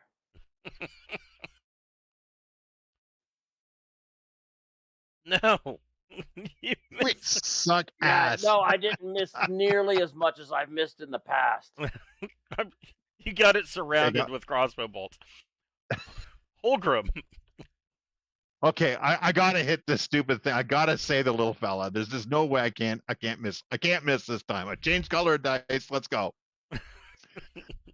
That's gonna work. Has to. We're due. If not, there's just something wrong. Oh my See god. ya. I'm dead. Oh no. We're gonna have So- a TPK against the freaking vine. So yes, Finnegan dies. Just constricted and dies, unable to breathe. Soren, what would you like to do? I'm so All right. sorry, dude. I tried. All right. We'll give a rousing fry into the air for our fallen gold leaf. And I'll be using my not motivation, my inspire technique Okay. to give everybody around me a +1 to their attack rolls. Okay. Yep. And I will take another swipe Lord at knows the. we need it. I will take Yeah. another And a swipe plus, at did you say the. +10? I can't hear you. Just hold on, Finnegan. No need to get overly dramatic. Yes, you hit, and for 6 points, you are able to kill the strangleweed, and so you have the limp corpse. Limp corpse. That sounds like a good band name. Of Finnegan. I got a hero point if there's enough out there to bring this guy back to life. Yeah. If Wait. it, does I've used my one to save to try to save him already. I still I've have got mine. one. Donate mine to the cause. so? Nobody has any more hero. Are we low on hero points here? I have one. I have Okay. one. I'll donate to the cause. Okay. So that's 2. Anybody else? Nope. Don't have another one. I've used all mine. I will grant a hero point to Finnegan for the attempt at actually doing the nightly thing with charging and using his lance to make the attack. So there should be 3, bringing Finnegan to -9, but stable. No, you can let me die. It's all right. No, not on this level. Too soon. It's level 1. It's all right. I got some bandages in my backpack. Can I bandage them up a bit, or is that not going to help? I mean, you're probably wanting to do a wrap around his chest. Yeah. I mean, if you guys still have some of that mushroom tea that I you got use. plenty of that. Morgoth's got a ton of that. Yeah, I've got. And there's a I got- raging fire right behind us. Yes, and this Okay. entire area over here is burned down to cinders, but it didn't spread to the trees. Yeah, I've still got 3. I have 5 mushrooms, but I have 3 potions I could go ahead and use on Perfect. you. Now this guy here, he fits in a bottle. So I mean, does this count as like 5 for 1 kind of deal? I mean, No, you know. he can roll 3d4 plus 3 to get hit points back. So Well, I was- stupid question. Yes, Okay, so I'm you don't hoping- want to use the hero point? You want to just go No. ahead and die? I died doing another thing. A comrade was in trouble. I charged in. I didn't do much damage, but I felt glorious. Okay, so if you don't want to spend the hero I don't want point, you then guys- then you expire. Yeah, it's level. They're level 1s. It's no big deal. Okay, Yeah. so Finnegan is expired. So stupid question. As Yeah. I look at my sword, has anything changed now that he's dead? No. So I still have the longsword, the expert iron longsword, right? Correct. Yeah, I never touched that one. Yeah, he never took that one. Oh, okay. I thought he did. He took your No, old the- sword that you hung back up over the fireplace. Oh, that's fine. I didn't care less about that. That's now sitting in my pack. I had visions because my guy was going to run out if they were killing the people again to go fight with that sword to save the villagers. I had visions of me running out thinking I had the sword but not having the sword. Right? Uh, Yeah, no, you were good. That would have been an oopsie. And so, of course, Cody, you can roll up a new character, if you like. yeah, I'll do it quickly while you guys are exploring the mansion. Okay, so, yeah, I mean Morgosh is in the entry hall to the manor, and he's been waving you guys over. Oh, well, we have to do something with this Bonnie. We just can't leave our comrade out there. Hey, I'm gonna. I need to take off real quick. Okay. I'm going to pull him over by the, we're not to leave him, but I'm going to pull him over by the fountain, fold his arms over his chest, with his sword across his chest and all that, like in proper knightly fashion, and say a quick prayer and tell him I'll be back to make sure that that he's properly buried when I'll bury him back in the town. Okay. All right. So, you guys make your way into the manor. I'll put some more tokens on the map here.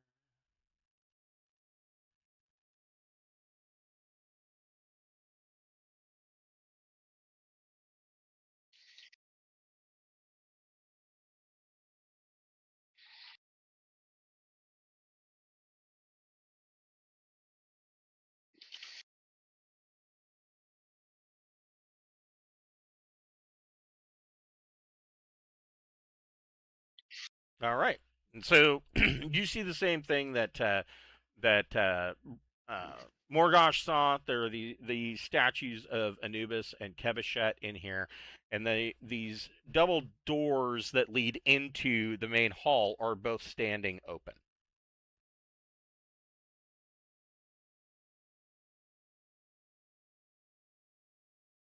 You may explore freely. I want to cast discern magic in this room with the statues. Okay. So let's see here.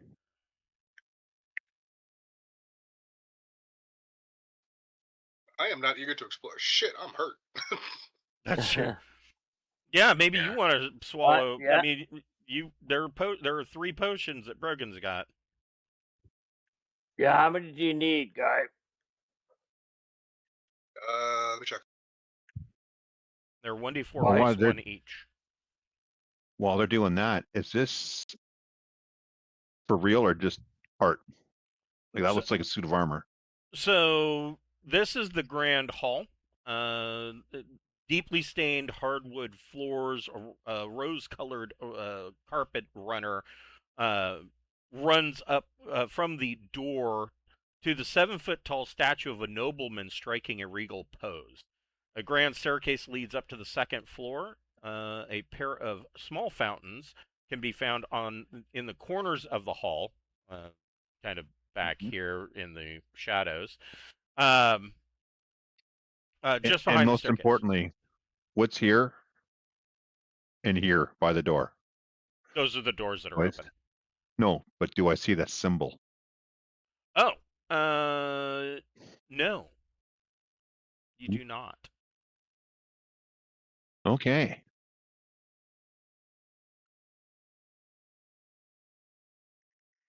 Yes, there is So- no symbol hanging next to the doors. We're gonna need to move in and try to find like a safe place, guys. Yeah. We need to rest. Everyone's hurt. I say we don't really stop to investigate. We shut the door behind us. Let's move in and try to find a room or somewhere that we can hole up for the night. All right. Sorry, Cody. Here, let me get you a new character sheet. Thank you. So we have. There's this one, Sebulu Fekafu. You can rename him. Will do. Oh, it was one of Kieran's. Okay, so we will Give this to Sir Finnegan. Be edited by Sir Finnegan. I'll just put in Cody, new character.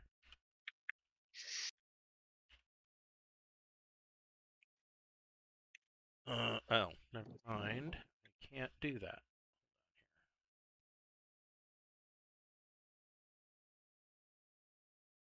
There we go.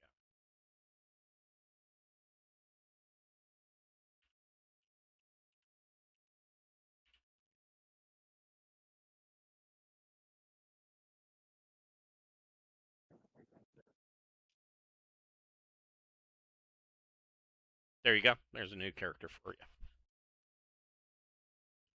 Thank you much. You're welcome. All right. So, sorry. You guys can go ahead and do your exploration, looking for someplace comfortable to sleep or rest There's up. there's a big room over here if you guys want to follow me. I'll follow. And I'll just step in here. Okay. So this.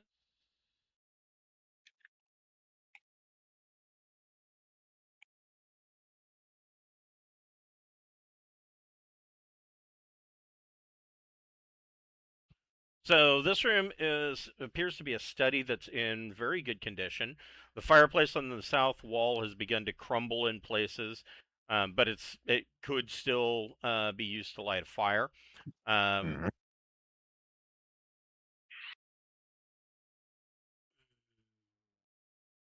Sorry, my eyes are awful. I gotta zoom in. Who decided that the print in this book should be this? Oh wait. The walls are decorated with hunting trophies, and a number of bookshelves line the walls. Desk sits in the southeast corner, and there is a high-backed leather chair that has seen better days. Like some of the down stuffing is poking out in some of the holes in the leather.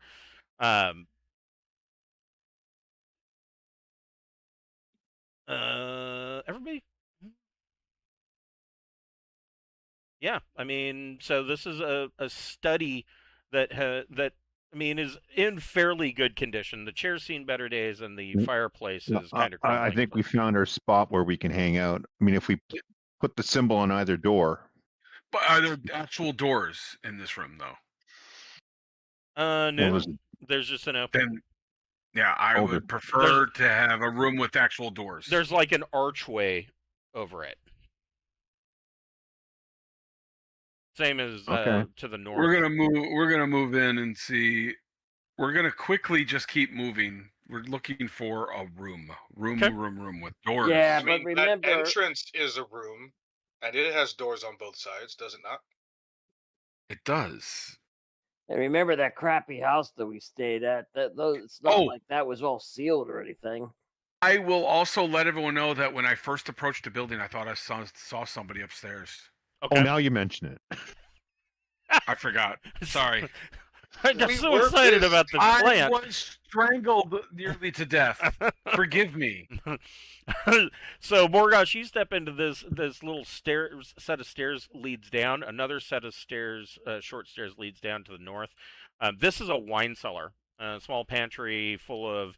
There are some ingredients and bulk food items that would be used for the kitchen, but for the most part, there are nothing. The walls are lined here with racks filled with corked bottles on the west wall here, and All looking. right, so let's do this, guys. You guys had said maybe that front hallway might be a good thing, but I think we sleep in there. We basically secure the doors from the inside on both sides with the symbol. And if things go badly, I would like to at least scout out the first floor of this building so we could find another exit out if we need to get out of here in a rush. Sounds good. So let's just move through the first floor looking for a back door. Okay. Okay. I'll come with you. Move into here. So this is the kitchen. Exceptionally large kitchen has a 15-foot wide inglenook fireplace on the west wall. A combination prep table and chopping block sits in the center of the kitchen, kind of like an island, and there are numerous shelves on every wall. There is an iron potbelly stove that is just to the south of this inglenook fireplace. And believe it or not, here is a rather modern looking wash basin that has a pump, and you can pump water directly into the wash basin. Does it look like this place has been used recently, or is it all covered in dust? It's covered in dust. All right. Is this a door in the back, or is that a window? This is a window. That's a window. Okay. So what's in this room? I moved in. That is a pantry. Stores many of the pieces of silverware and table settings for a dining hall. Open shelves hold many more common pieces, while closed cabinets of elven design hold the fancier place settings that are used for holidays and festive occasions. These windows, I'm in the dining room here. I want to investigate the windows. Do they look like they could be shattered with a weapon or something heavy thrown through them? They're pretty heavy lead crystal windows. But they are glass. But they are glass. Wind, Okay. make a your choice, either an intelligence or wisdom attribute check.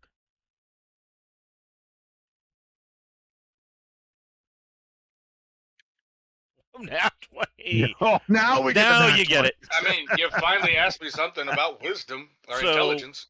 Wind, you've in this pantry, you estimate that there's about 500 gold pieces worth of pure silver in the pantry. We're rich. 500 gold worth of silver, you say? And are there any steak that's- knives or anything? there is, but it's pure silver. Hey, we might run across a werewolf. I don't know. Shit. Back in the iron weapon works on those things. Maybe silver will. back in the wine cellar, Wind would have noticed there are 12 corked bottles that are labeled as being from Freischlag Winery, vintage year 13, and they are worth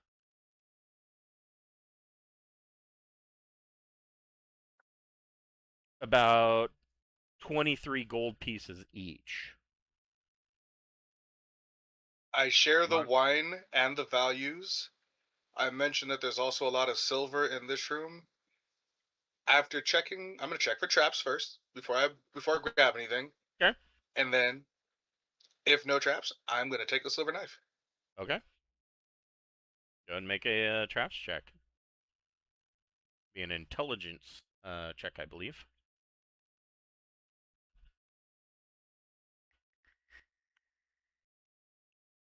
You do not find any traps. I'm very glad that I have extra points in traps, so at least I know there's no traps, as opposed to I think there's no traps. Yes. So yeah, you don't find any traps, and you take a silver knife. Like a sharp knife, like a steak knife or something, not like a butter knife. Right. No, more like a carving knife. The cake knife. You want the cake knife. Yeah, Get the definitely cake knife. Always take the cake knife. Because you just never know when you run into a wedding. And the cheese slicer. Always. Those two have to That's be the taken. smart money. That's right. the smart money. So yeah, Morgosh, those windows, they are pretty heavy lead crystal. This is a dining hall, pretty obvious. There is a red tablecloth, and it is set. There's silver goblets at every seating, velvet back chairs, elaborate stone and iron fireplace on the north wall, though it's not currently lit, but it's not crumbling in any way. And the entrance and exit of this, just like the study, is an archway.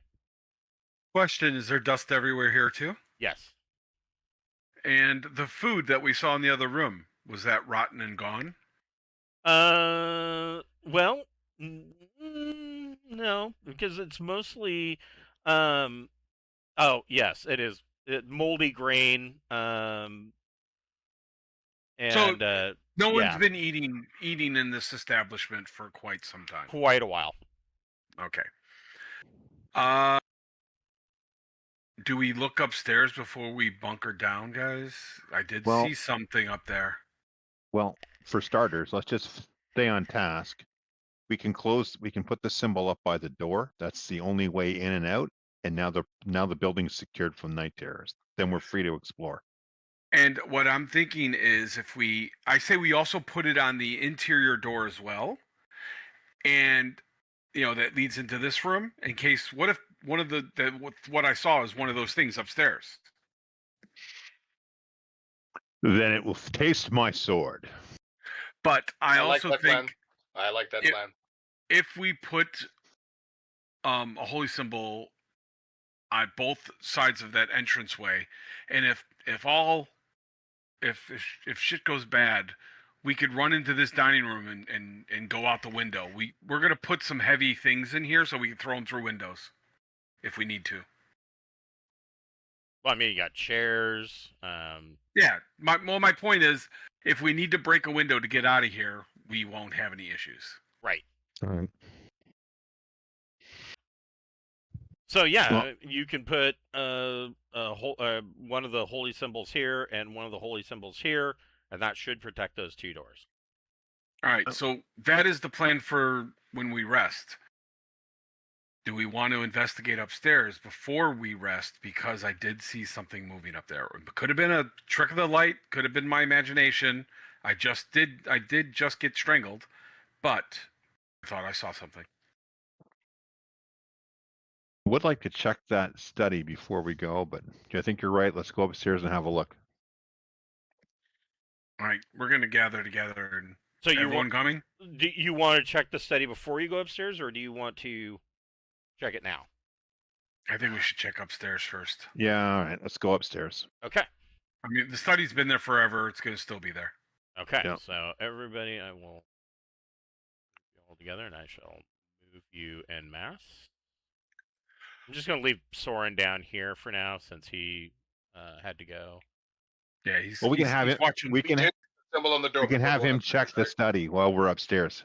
That's true. That is a good idea. How about we do that? Yeah, just for gameplay. Let me look at Soren's character.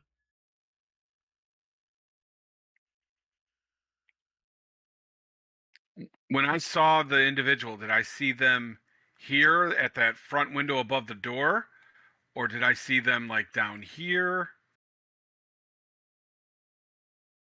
No, he doesn't find anything in the study. We'll go down and check with him after, but Okay. All right. So I'm sorry. What was your question? I said when I saw the movement, did I see it here in the center area above the front door? Yes. Or did I see it over here? So, yeah. Hold on here.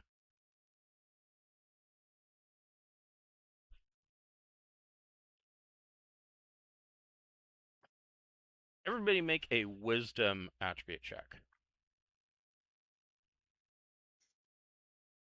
so hate you. That's Nice. all you've been Ooh, asking. look at me. I rolled a 19. Okay. Let me. Oh, I made mine. I think I did. See, this is why you gotta change the color of the dice. Yep, you got to. You thought we were talking crap before, but now you see it's true. Oh no, I this is not my first game of Roll20. I know you got to change the dice when things are going bad. If only there was a chair with a dunce hat, like I have in my real game. I put it on that. Like you dice, you're in timeout. They need to work on getting like those customizable dice, or like where you could buy, like skins for the dice, like they do on Foundry and stuff.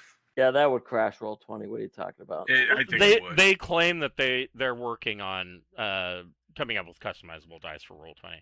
But for my home game, one of our friends got me a little dice jail that looks like a mimic, and a chest that's a mimic. And so when you have dice that are misbehaving, you stick them in there and just put them in the freezer.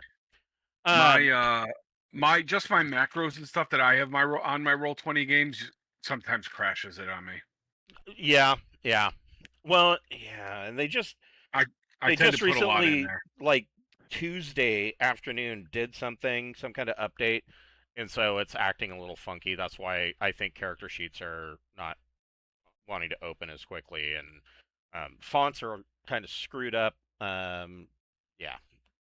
Anyways, so Wind and Morgosh, you see that there is a young boy standing here. All of you see him, and he was looking out this window. And this young boy, Wind and Morgosh, you realize that he is slightly translucent. And as you guys come up the stairs, he kind of lets out or kind of quietly gasps and runs. We mean you no harm, boy. Do not chase him. Do not chase him. And he runs down here. Let me look at my. Yes. And you hear a door open and close, and he runs into a room at the end of this hallway. I'm gonna not chase him, but follow him in a kind voice. Going, no need to fear, boy. I'm the Okay. knight. I'm a knight of. I'm a paladin of Janus. I'm here to help you. Come with me, boy. We're here to take you home. And you didn't so notice you're he was translucent? so you run down to the end of the hallway? I don't run. I kind of walk, but with purpose. Like I'm trying not to scare the poor kid, making him think I'm coming after him. I'm just going to where the doors opened or slammed. So So I'm walking. Wait. Before you do that, before he does that, is he one of the ones like I would like to grab him by the shoulder and go, "Did you notice the translucence?" Before he gets into the hallway, since I'm like right there. Okay. I got a 13 on a 12. Okay, so you noticed it as So well. you would have noticed. Yeah, you would have noticed that the kid is slightly translucent. A ghost. He's a freaking ghost. Let's say, It you know. doesn't matter. I can at least put his body to rest, right? So I'm gonna swallow him, but not like screaming to Kick open the door and pull out your holy symbol and turn him. Well, not turn him. I just want to. Clearly, he's leading us to something. Clearly, there's a problem. If I find his broken body somewhere, at least we can put it to rest, right? Like we do with the baby. Yeah, that So worked I'm really well. Well, it My didn't character hurt. has no desire to mess with the dead, unless it's a necessity. So I'm chilling over here. Yeah, you do that. You do that, holy man. Yeah, so I kind of call the boy politely, "Come to me, son. I'm here to help you." There's no answer. Is this the door he went through? Hold on just a second. I tell the I'm gonna others go he's a ghost in case they didn't. I'm gonna go look out the back windows. Okay.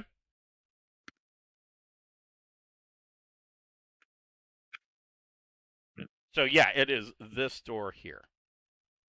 And I will open said door and walk in, looking for the portal kid. Okay. It's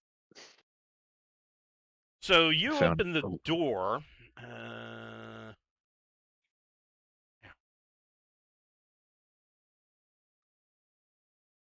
And you see that the boy is kind of standing next to the bed, and he's kind of holding this little girl.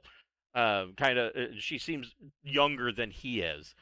And he slowly releases his grip on her, and he kind of slowly stands, and the little girl kind of remains seated on the floor, and she's holding on to a stuffed animal. And she doesn't look up. She just kind of glances through her curly bangs that kind of droop over her face.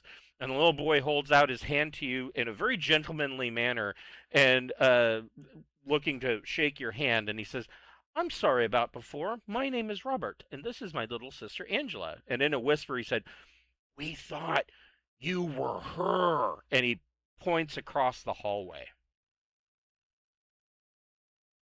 Oh, who's her, my little friends?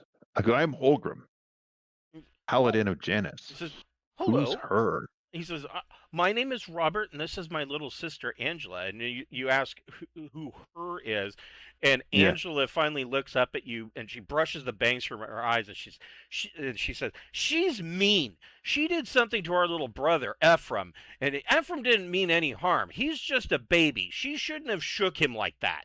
And Robert holds a finger up to his lips and whispers, Angela, don't let her hear you.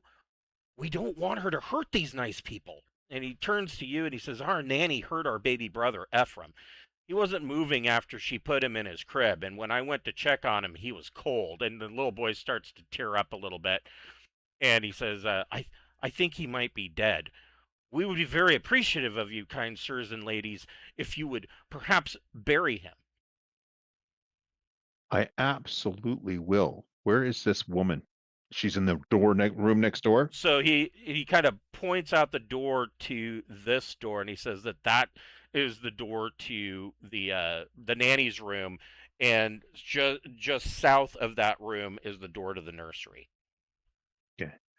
I tell the children to wait here, and I ask them, is there any other rooms that you? Is this where you both sleep? Robert says, hold on here, let me double check.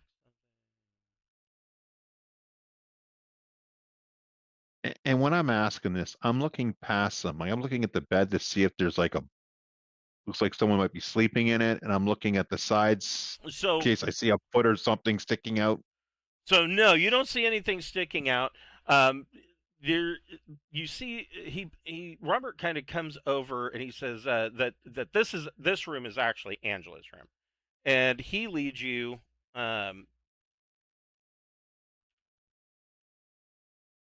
He leads you into his room, and he tells you that he has something that might that might be better used in your hands than in his. He admits that he's far too young for this, and he opens Okay. the wardrobe, and there is a belt hanging in the wardrobe, and it holds a finely wrought short sword in a scabbard, and it is nice.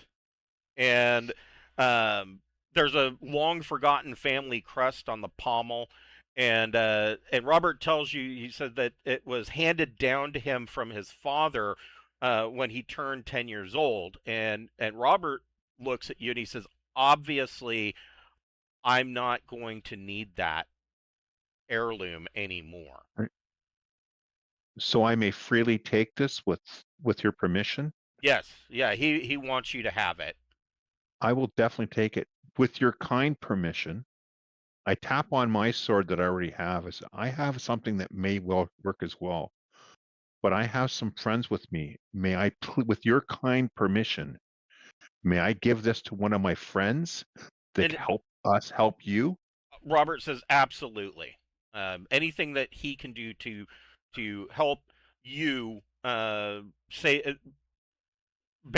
bury his little brother. Anything that he can do to assist in that endeavor, he wants you I to. look at him and I get on my knees so I'm at eye level with him. You have my solemn pledge that I will do everything in my power to find your little brother and to put him to rest properly. He says, "No, Is there any?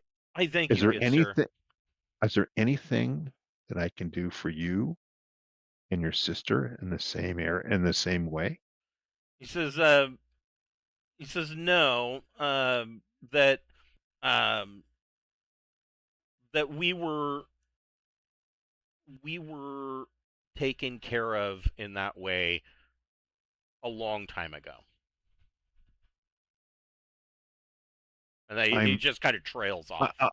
I'm both saddened and glad to hear of that.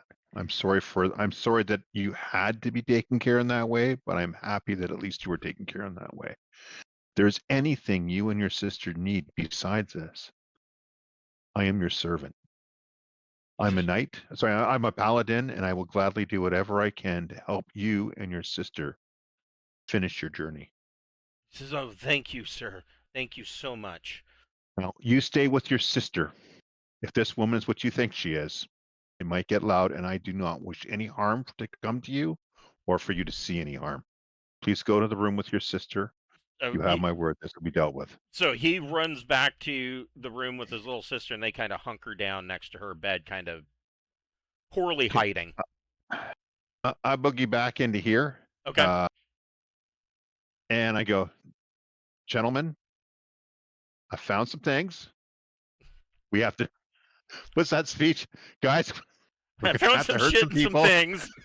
I found some shit. We're gonna have to hurt some people, and you can't ask me any questions. Whose car are we gonna take? You get the sword. Hand the sword right over to Win since he answered the question. He got the reference. So, Wind, you can make an intelligence attribute check.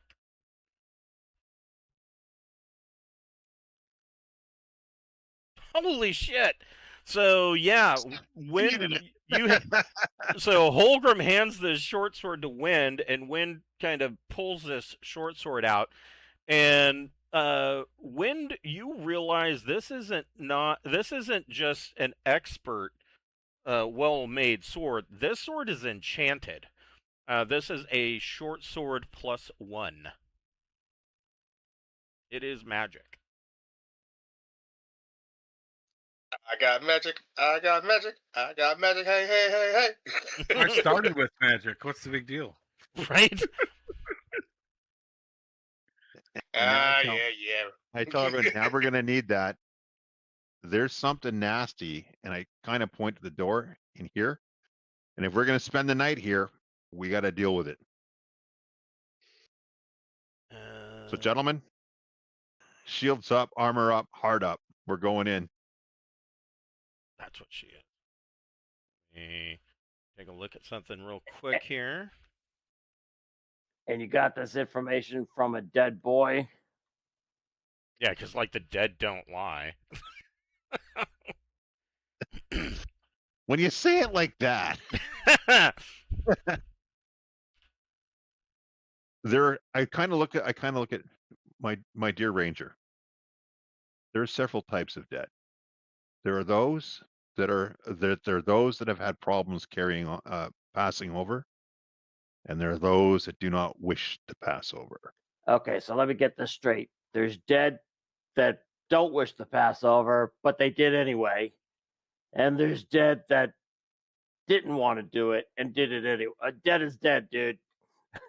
Yeah. Well, I don't think that, sir, I'm very confident that the little boy and girl I spoke to need our help. So the dead girl too needs your help. Okay. So they can pass over. So they can carry on with their journey. I made you some special tea, dude. Do you need some? I'm good. But we need to go. We need to go in that next room and do what has to be done. All right. I'm going into that next room to do what has to be done. I would hope that you gentlemen will follow me. Okay. And with that, I'm going in. You gave me a sword, I'm in. You gave me a thing. I feel like the least I could do is help you out. Yeah. So the door is not locked. You open the door. Check for traps! Check for traps! You open the door, and standing, kind of standing, not really standing, next to the bed, at first glance, appears to be an older woman, and she's got her back turned to you, and she's wearing like an all black, kind of, like a black dress with a white apron, like a nanny, like a turn of the century nanny would wear. Mm-hmm. But when she turns around, you realize that she doesn't have any legs, and then she looks like this. Oh, my ex. Oh no. Man, you gotta really, get better standards. She is a wraith wisp. We couldn't have dealt with this in the morning. Yeah, Did you the want to door go to was sleep with closed. this upstairs? Did you Right. want to sleep with this? Ooh. Well, you slept with your ex apparently. She looked like that. Nice. But boom. All right. Let me get one of them potions. So one of the things I forgot to do is to have you guys re-roll your initiative every round. I kind of got carried away with the. I mean, it worked out either way, but got carried away with the Strangleweed. Go ahead and give me an initiative for each of your characters. How is Not Wind down something there? a level 1 adventurer should be trying to fight. Oh, you know what? Hold on. Before you roll initiatives, my bad. I rolled a 10. Now he goes, hey, before you do that. Yeah, sorry. Not so fast. There we go. I'm almost done with my guy. I just gotta finish my spells. Okay, now you can put in your initiatives.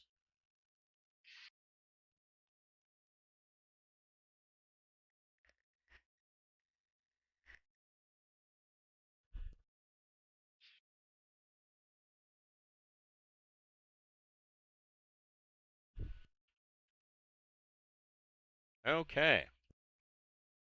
And everyone rolled pretty well. Yeah. Mm-hmm. You all did better than she did. Mm-hmm. So Brogan, yeah, I mean, Holgrim and Wind could probably see this Wraith Wisp. I don't know, Brogan can't see it yet, but I don't know, what does Brogan want to do? I'm sure I heard someone scream like a little bitch, so I know something's going on. Yep. I didn't be my armor.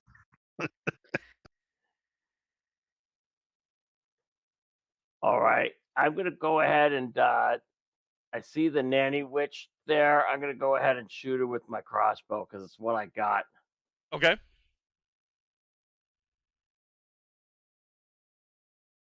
So That's a you're 15 because you're- she's within 30 feet of me. yeah, your crossbow goes through her and sticks into the window frame, apparently doing no damage. Holgrim, what would you like to do? Enjoy the combat with the only magic weapon. Hold I'm on. going to go ahead and Let tell them, yeah, I hit her, but I went through her. Hold on just a second. Let me check something real quick. Undead traits. And our priest isn't here, is he? No, he is not. But hold on to that thought.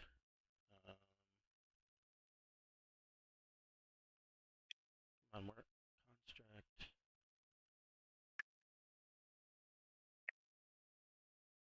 Undead traits. Unaffected by effects which target the mind, such as charms and magical compulsions. They are also immune to poison, sleep paralysis, and disease. They cannot be stunned, nor can they be targeted by death effects. So, they are not. There is no need for a magical weapon or silver weapon or what have you. She does not have any of that kind of Defense. defense. In fact, she is incorporeal though. What does that do? Is it like only half the time you hit her? That's what I'm going to look at. It's been a while since I've gone through this immunity.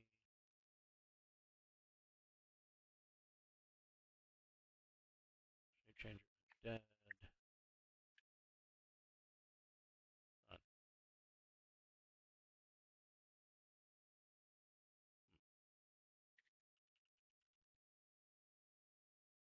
It says Wraithwisps are incorporeal creatures, and normal weapons can pass through them harmlessly. Only magical weapons of +1 or better can affect them. So There you go. there you go. So, Yeah, but I'm I gonna try to am heal my ass because I need healing. But I never got around to the potions.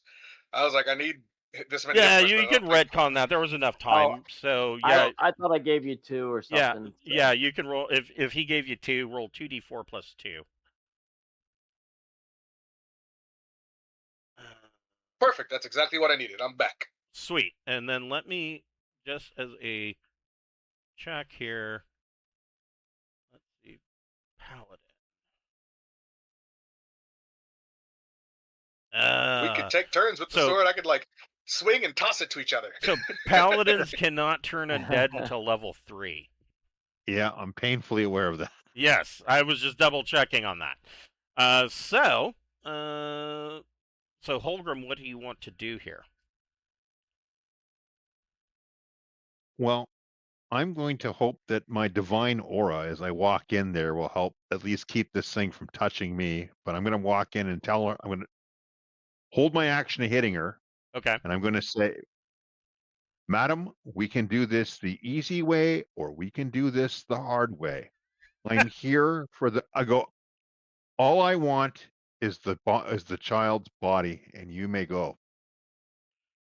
So I've got my sword ready to go. Okay, so you notice, and all of you can kind of hear this.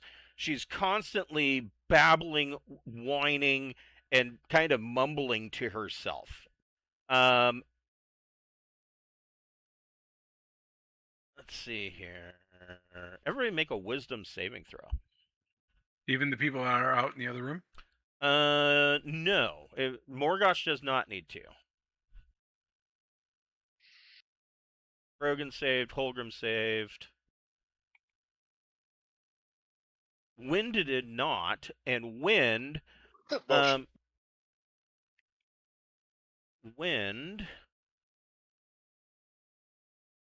listening to this babbling, Wind kind of gets a blank look on his face like he's been hypnotized, and he is going to be hypnotized for 3 rounds. Well, I'm just holding the sword, so y'all can probably take that shit from me. Right? That's true. I'm just going to grab it from it and hit the woman. That's my turn. That was. We'll get. Let's see here. I thought I had.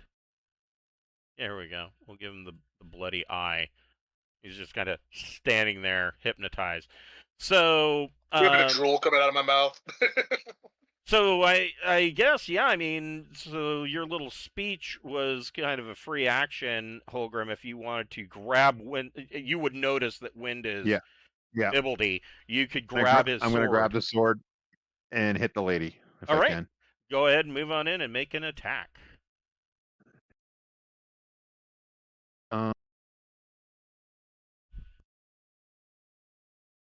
Oh, dear God. Can I not catch a break? So you swing and she kind of just ducks and you miss. Wind is stunned, and I'm gonna put a thing here, 3 rounds, and I will count that down each time. Morgosh, what would you like to do? I was just looking up a shield spell. I'm wondering if it's self only or if I can cast it on one of my allies inside. Believe that it is. Yeah, I'm reading it right now. Shield box.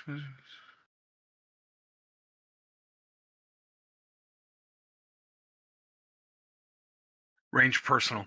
Yeah. So it doesn't work. I just stay out there. There's nothing I could do. Okay. Lenani is going to. Let's see. Now, can she touch me? That's the question I have. That's a really good question. Because I've got that aura of divine aura.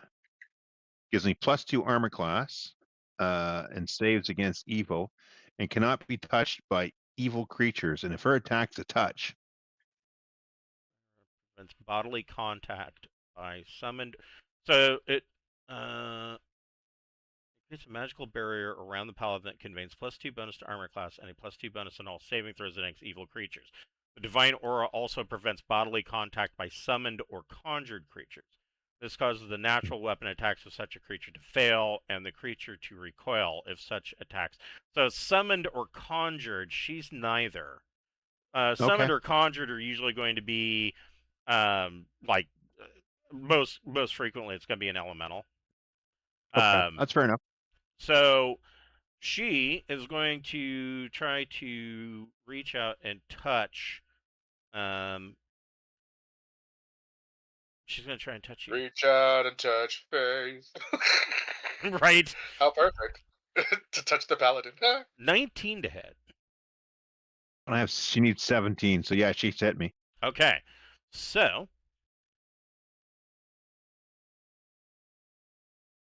we'll go ahead and make a wisdom saving throw.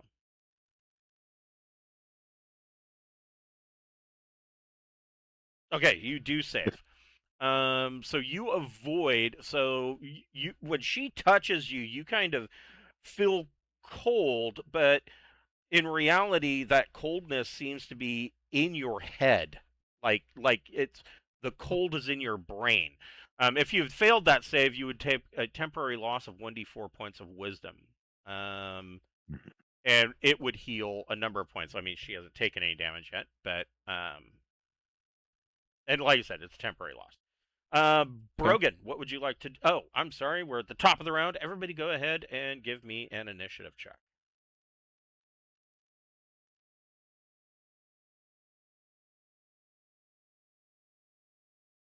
How perfect. I rolled a 1. About stunned down. Consistent. Almost stunned. Just like, how Oh, it did roll a 3. I'm sorry. Oh, you got a 3. Yeah. There you go. All right. So, Holgrim, you're at the top of the stack. What would you like to do? I'm going to try to hit her with the short sword. Okay, go for it. That is a hit. And she kind of lets out a scream as this short sword, you can see it visibly cut this shadowy mass of what is the nanny. Brogan. May I scream out, "Begone, foul demon! Just leave us the boy, and you may go." Does that +1 to your damage include the magic of the sword, or is that just your strength? Oh, that's a good question.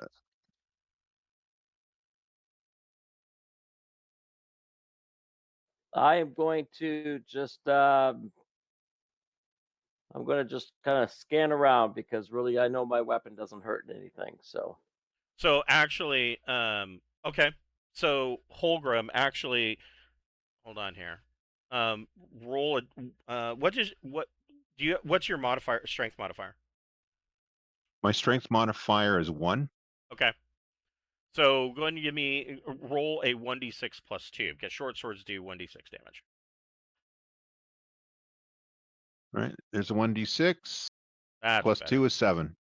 That's better. Yeah, so this short sword, you can see it cut through the shadowy mass of the Wraith Wisp. Brogan, you kind of moved down the hall. Are you moving into the room with Robert and Angela, or are you? Hell no! I see dead people. I'm just going to go ahead and wait here for them to kill it with the short sword. Okay. That was awesome. The nanny is going to attempt to touch again. 14 is a miss. So you kind of dodge out of the way of her attack. Morgosh, any idea what you want to do? There's nothing I'll cast Discern Magic. I just want to see if there's anything else that I'm missing. Okay, let me take a look. Let's see here. You are in 8A, the upstairs hall.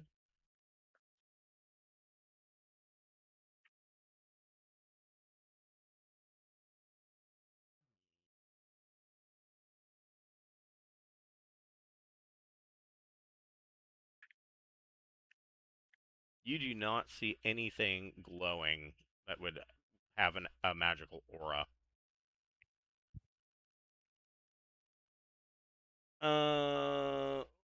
Wind is still stunned. Holgrim, what would you like to do?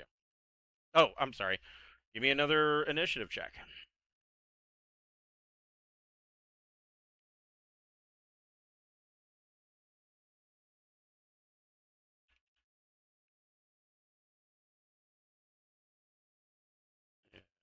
Wind has one more round left of stun.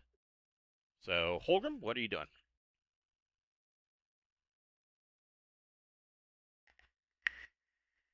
That is another hit. Go ahead and roll a d6 plus 2 for 4. Okay. Brogan, what are you doing at the end of the hall?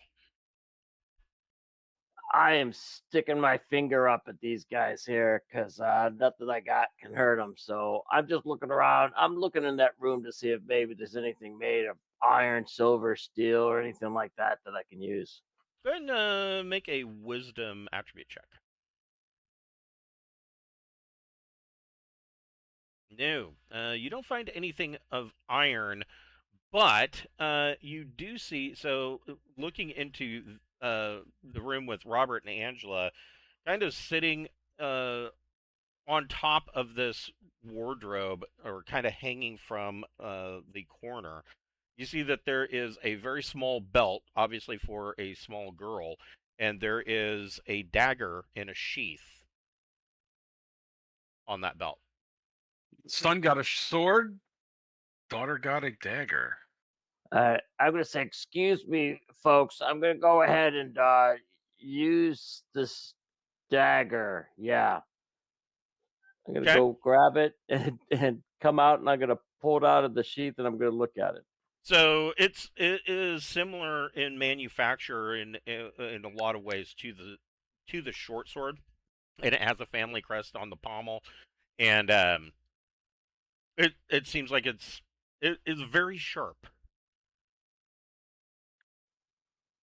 All right. I am going to I'm going to hand it to Win. I'm going to say, hey, Win, can you use this dagger? And he just kind of stares. Like, Oh, he's petrified. I forgot. Is he the one that's petrified? yeah, he's hypnotized. I'm going to give stab me Win out. because he's kind of, no. It's like, I likes chicken. I'll move into there and tell him to give me the dagger. Yeah, because I already, Somebody say check. I don't know how much, because, I think my turn was probably grabbing the dagger and opening it. And so I'll go ahead and hand you the dagger there. Okay. Morgosh, what are you going to do with the dagger? I will move into the room and stabby. Go for it. I don't have a dagger, but I will. I'm just gonna roll with the. I'll roll with the dart, and we'll just figure out the damage. No, It's just a d20 plus your strength modifier, and I think your base to hit is probably 0 as a wizard. So. Plus 1, yeah. So I get a d20 plus 1. So I'll just roll a d20. So you 10. you go to swing and you miss with the dagger, but you do kind of catch the edge of what would be the sleeve of her dress, and you see the shadow kind of get torn away with the dagger. This is a dagger plus 1. All right. The nanny, she probably really hates the fact that she's facing off an ex-paladin, so she is going to make an attack on Holgrim. Soft 20 to hit. That's a hit. Go ahead and make a wisdom saving throw. Nailed it. Nailed it. She does not. Look at the big wisdom on you. Once again, she does not drain any wisdom from you. Let's see. Wind is. Oh, we're at the top of the round. So Wind is no longer hypnotized. Everybody go ahead and give me a initiative check.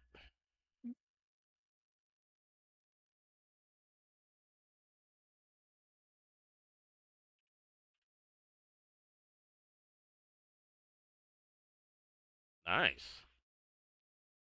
All right. Morgosh, it is you who is up. D20 +1. Well, actually, probably +2 since it's a +1 dagger, right? Correct. And that So 19. That is a hit. Go ahead and give me 1d4 plus 2 for damage. For 4. Take that. Yes, you stab into the nanny, and your dagger gains purchase into her incorporeal form. Wind, now that you are no longer hypnotized, what would you like to do?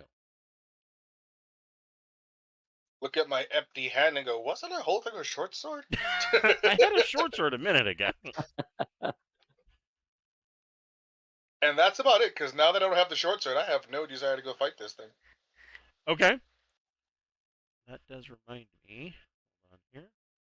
Well, I move to watch the fight and go, hey, that's mine. right. In a minute. In a minute. In a minute. The thief has been stolen from. What a sad day. From the paladin of ironies. Nice. All right. So, Brogan, what are you doing?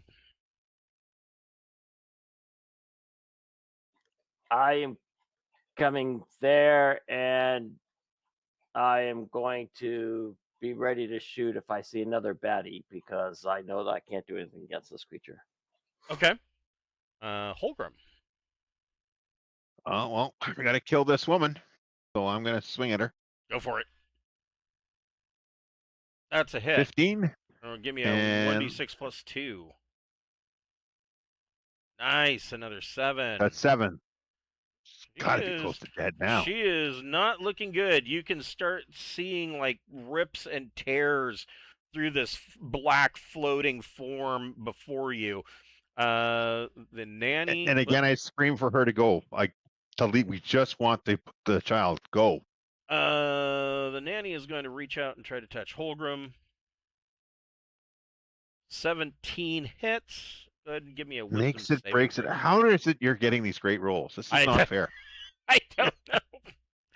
Go ahead and I give want me to see my shop steward. I need to see my shop steward. Oh, and I Oh, failed you it. failed it. Oh, You oh. temporarily lose 2 wisdom. Oh, that's a baddie. So, at 0 wisdom, you will be driven permanently insane. But Oh, I'm at 11. the insanity can be cured by a heal spell.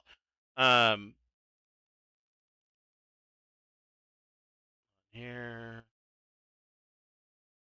she heals 2 points.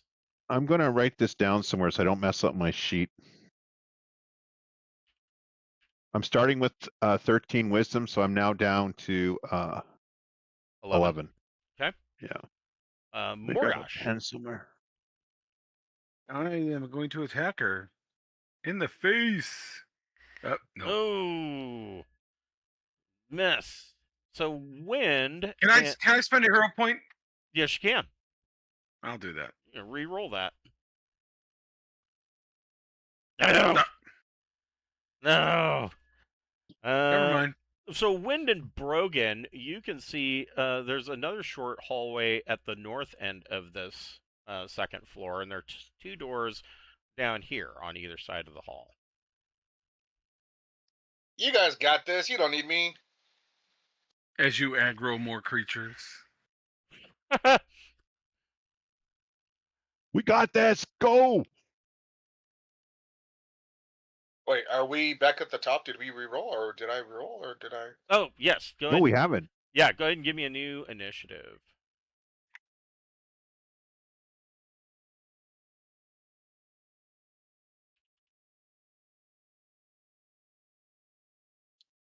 Six. All right. Holgrim. Going for the swing. That's Oh my God. She dodges and you miss. And is pointing at me and laughing. Yes, enemy stunned 2 rounds due to laughter. Morgosh. No. Brogan, what would you like to do?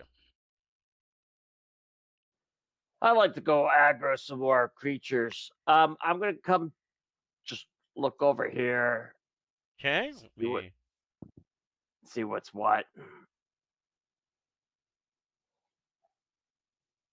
So there is a door on either side that lead into two master bedrooms. I'm just gonna look inside and search around. I'm not gonna go inside. Okay. The one on the left. Go ahead and give me a wisdom attribute check. No, you don't see anything in this room. I do. There's a bed. There's a All bed, right. yes, but nothing of any importance. You see that there's a closed wardrobe on the north wall, but that's about all you see. Wind, what are you doing? Knowing I can't help these two and not wanting him to be by himself, I will go to him. Okay.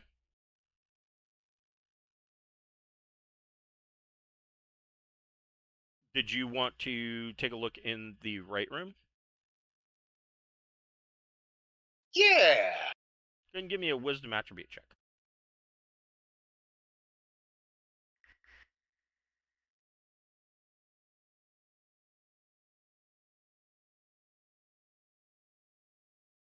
Ooh, yes, you do find something. It is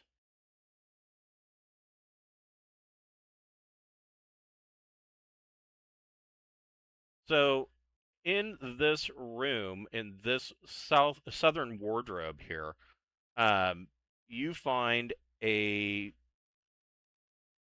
rapier that has a looks like a large ruby is inset into the pommel of this rapier. I would like to. I'll wait until later. Obviously, I probably can't do any more on my turn right now. Maybe you could take it. Okay. I mean, Okay. Yeah, I'll take it for sure. okay. The nanny is going to reach out and try to touch again, Holgrim, and miss. She does not gain purchase on the paladin. Give me a new initiative check.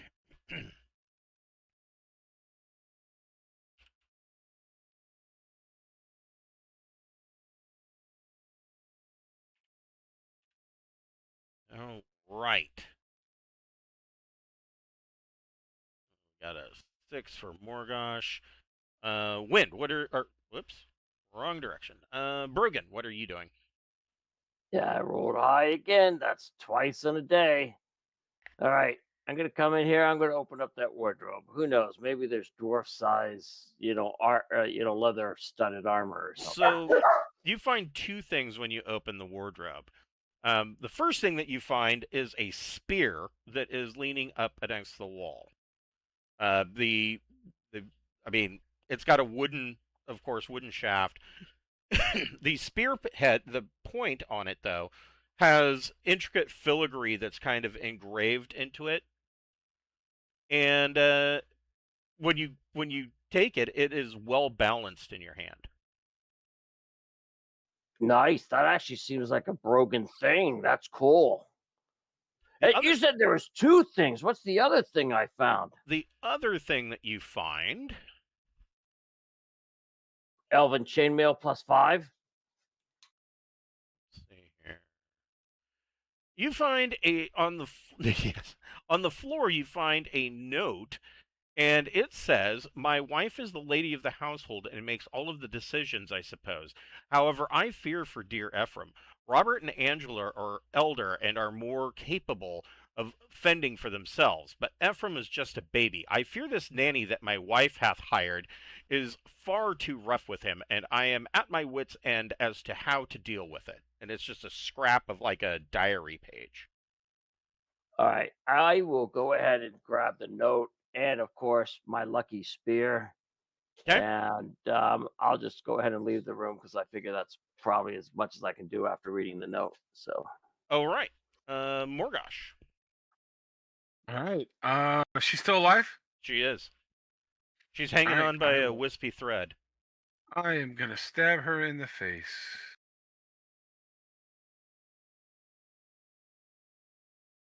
Ah, A nat 20. 20. Okay. I've been waiting since we started this game for this. All right. Let me. And it's not lost on me. It's our wizard that got the 20 in I know. combat. I know, right? So first of all, I am a half orc. so So first of all, you do max damage, which would be 6. But go ahead and roll a d20 for a critical hit on table 17.1. 12. A 12. Slice opponent in the face. She would if she was an actual creature, she would be blind in both eyes. I'm going to say that is enough to actually kill her. And you slash her. You literally did stab her in the face, and you see this wraith form just kind of shred apart and dissipate into the shadows of the room and disappear. I say, I am not man, human. I say, and then I stab her. Okay, so this is where we're gonna break for tonight. Nice reference. We will pick up next week, and I'll just remove that door now. With you guys can check the nursery at the beginning of next week's session, and we'll pick it up there at 6 o'clock on Wednesday night. Sounds Or I'm good. sorry, Awesome. 6 You o'clock on remind me Thursday to night. check the rapier next game when we start. Yes. I'll just tell you what it is now, Brogan. That is a spear +1, and that is a rapier +1. Sweet. Nice. Okay. Thank you. You are very welcome. Thank you very much, sir. Appreciate you. Thank you. The cleric may have fallen asleep thank and you. It's just been now awesome. woken up. All right, folks. Have a great week. I had a fun session Oh. again. Thanks. Oh, Let's keep it them was going. awesome. Oh, we didn't get our XP though. Nope, Some you of us get might it. have You leveled do up. get XP. So I'm gonna go ahead and bump that up for good role play, and I'm gonna say everybody gets a hero point.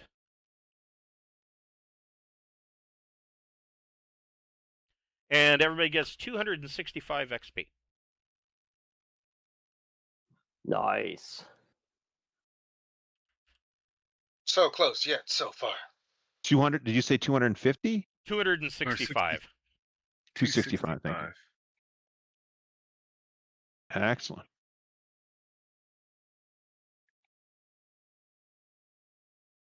Somebody must have leveled by now. I think I Oh, I'm may have danger thought close. to check it in. I don't remember. So I've got like 2,429 or something like that. So I don't remember. I'll take a look. And next week we will introduce Cody's new character, Morvax Blackwing, and Peace. we will write him into the story. What was the Cool. experience again? I forgot. 265. 265. Thank you.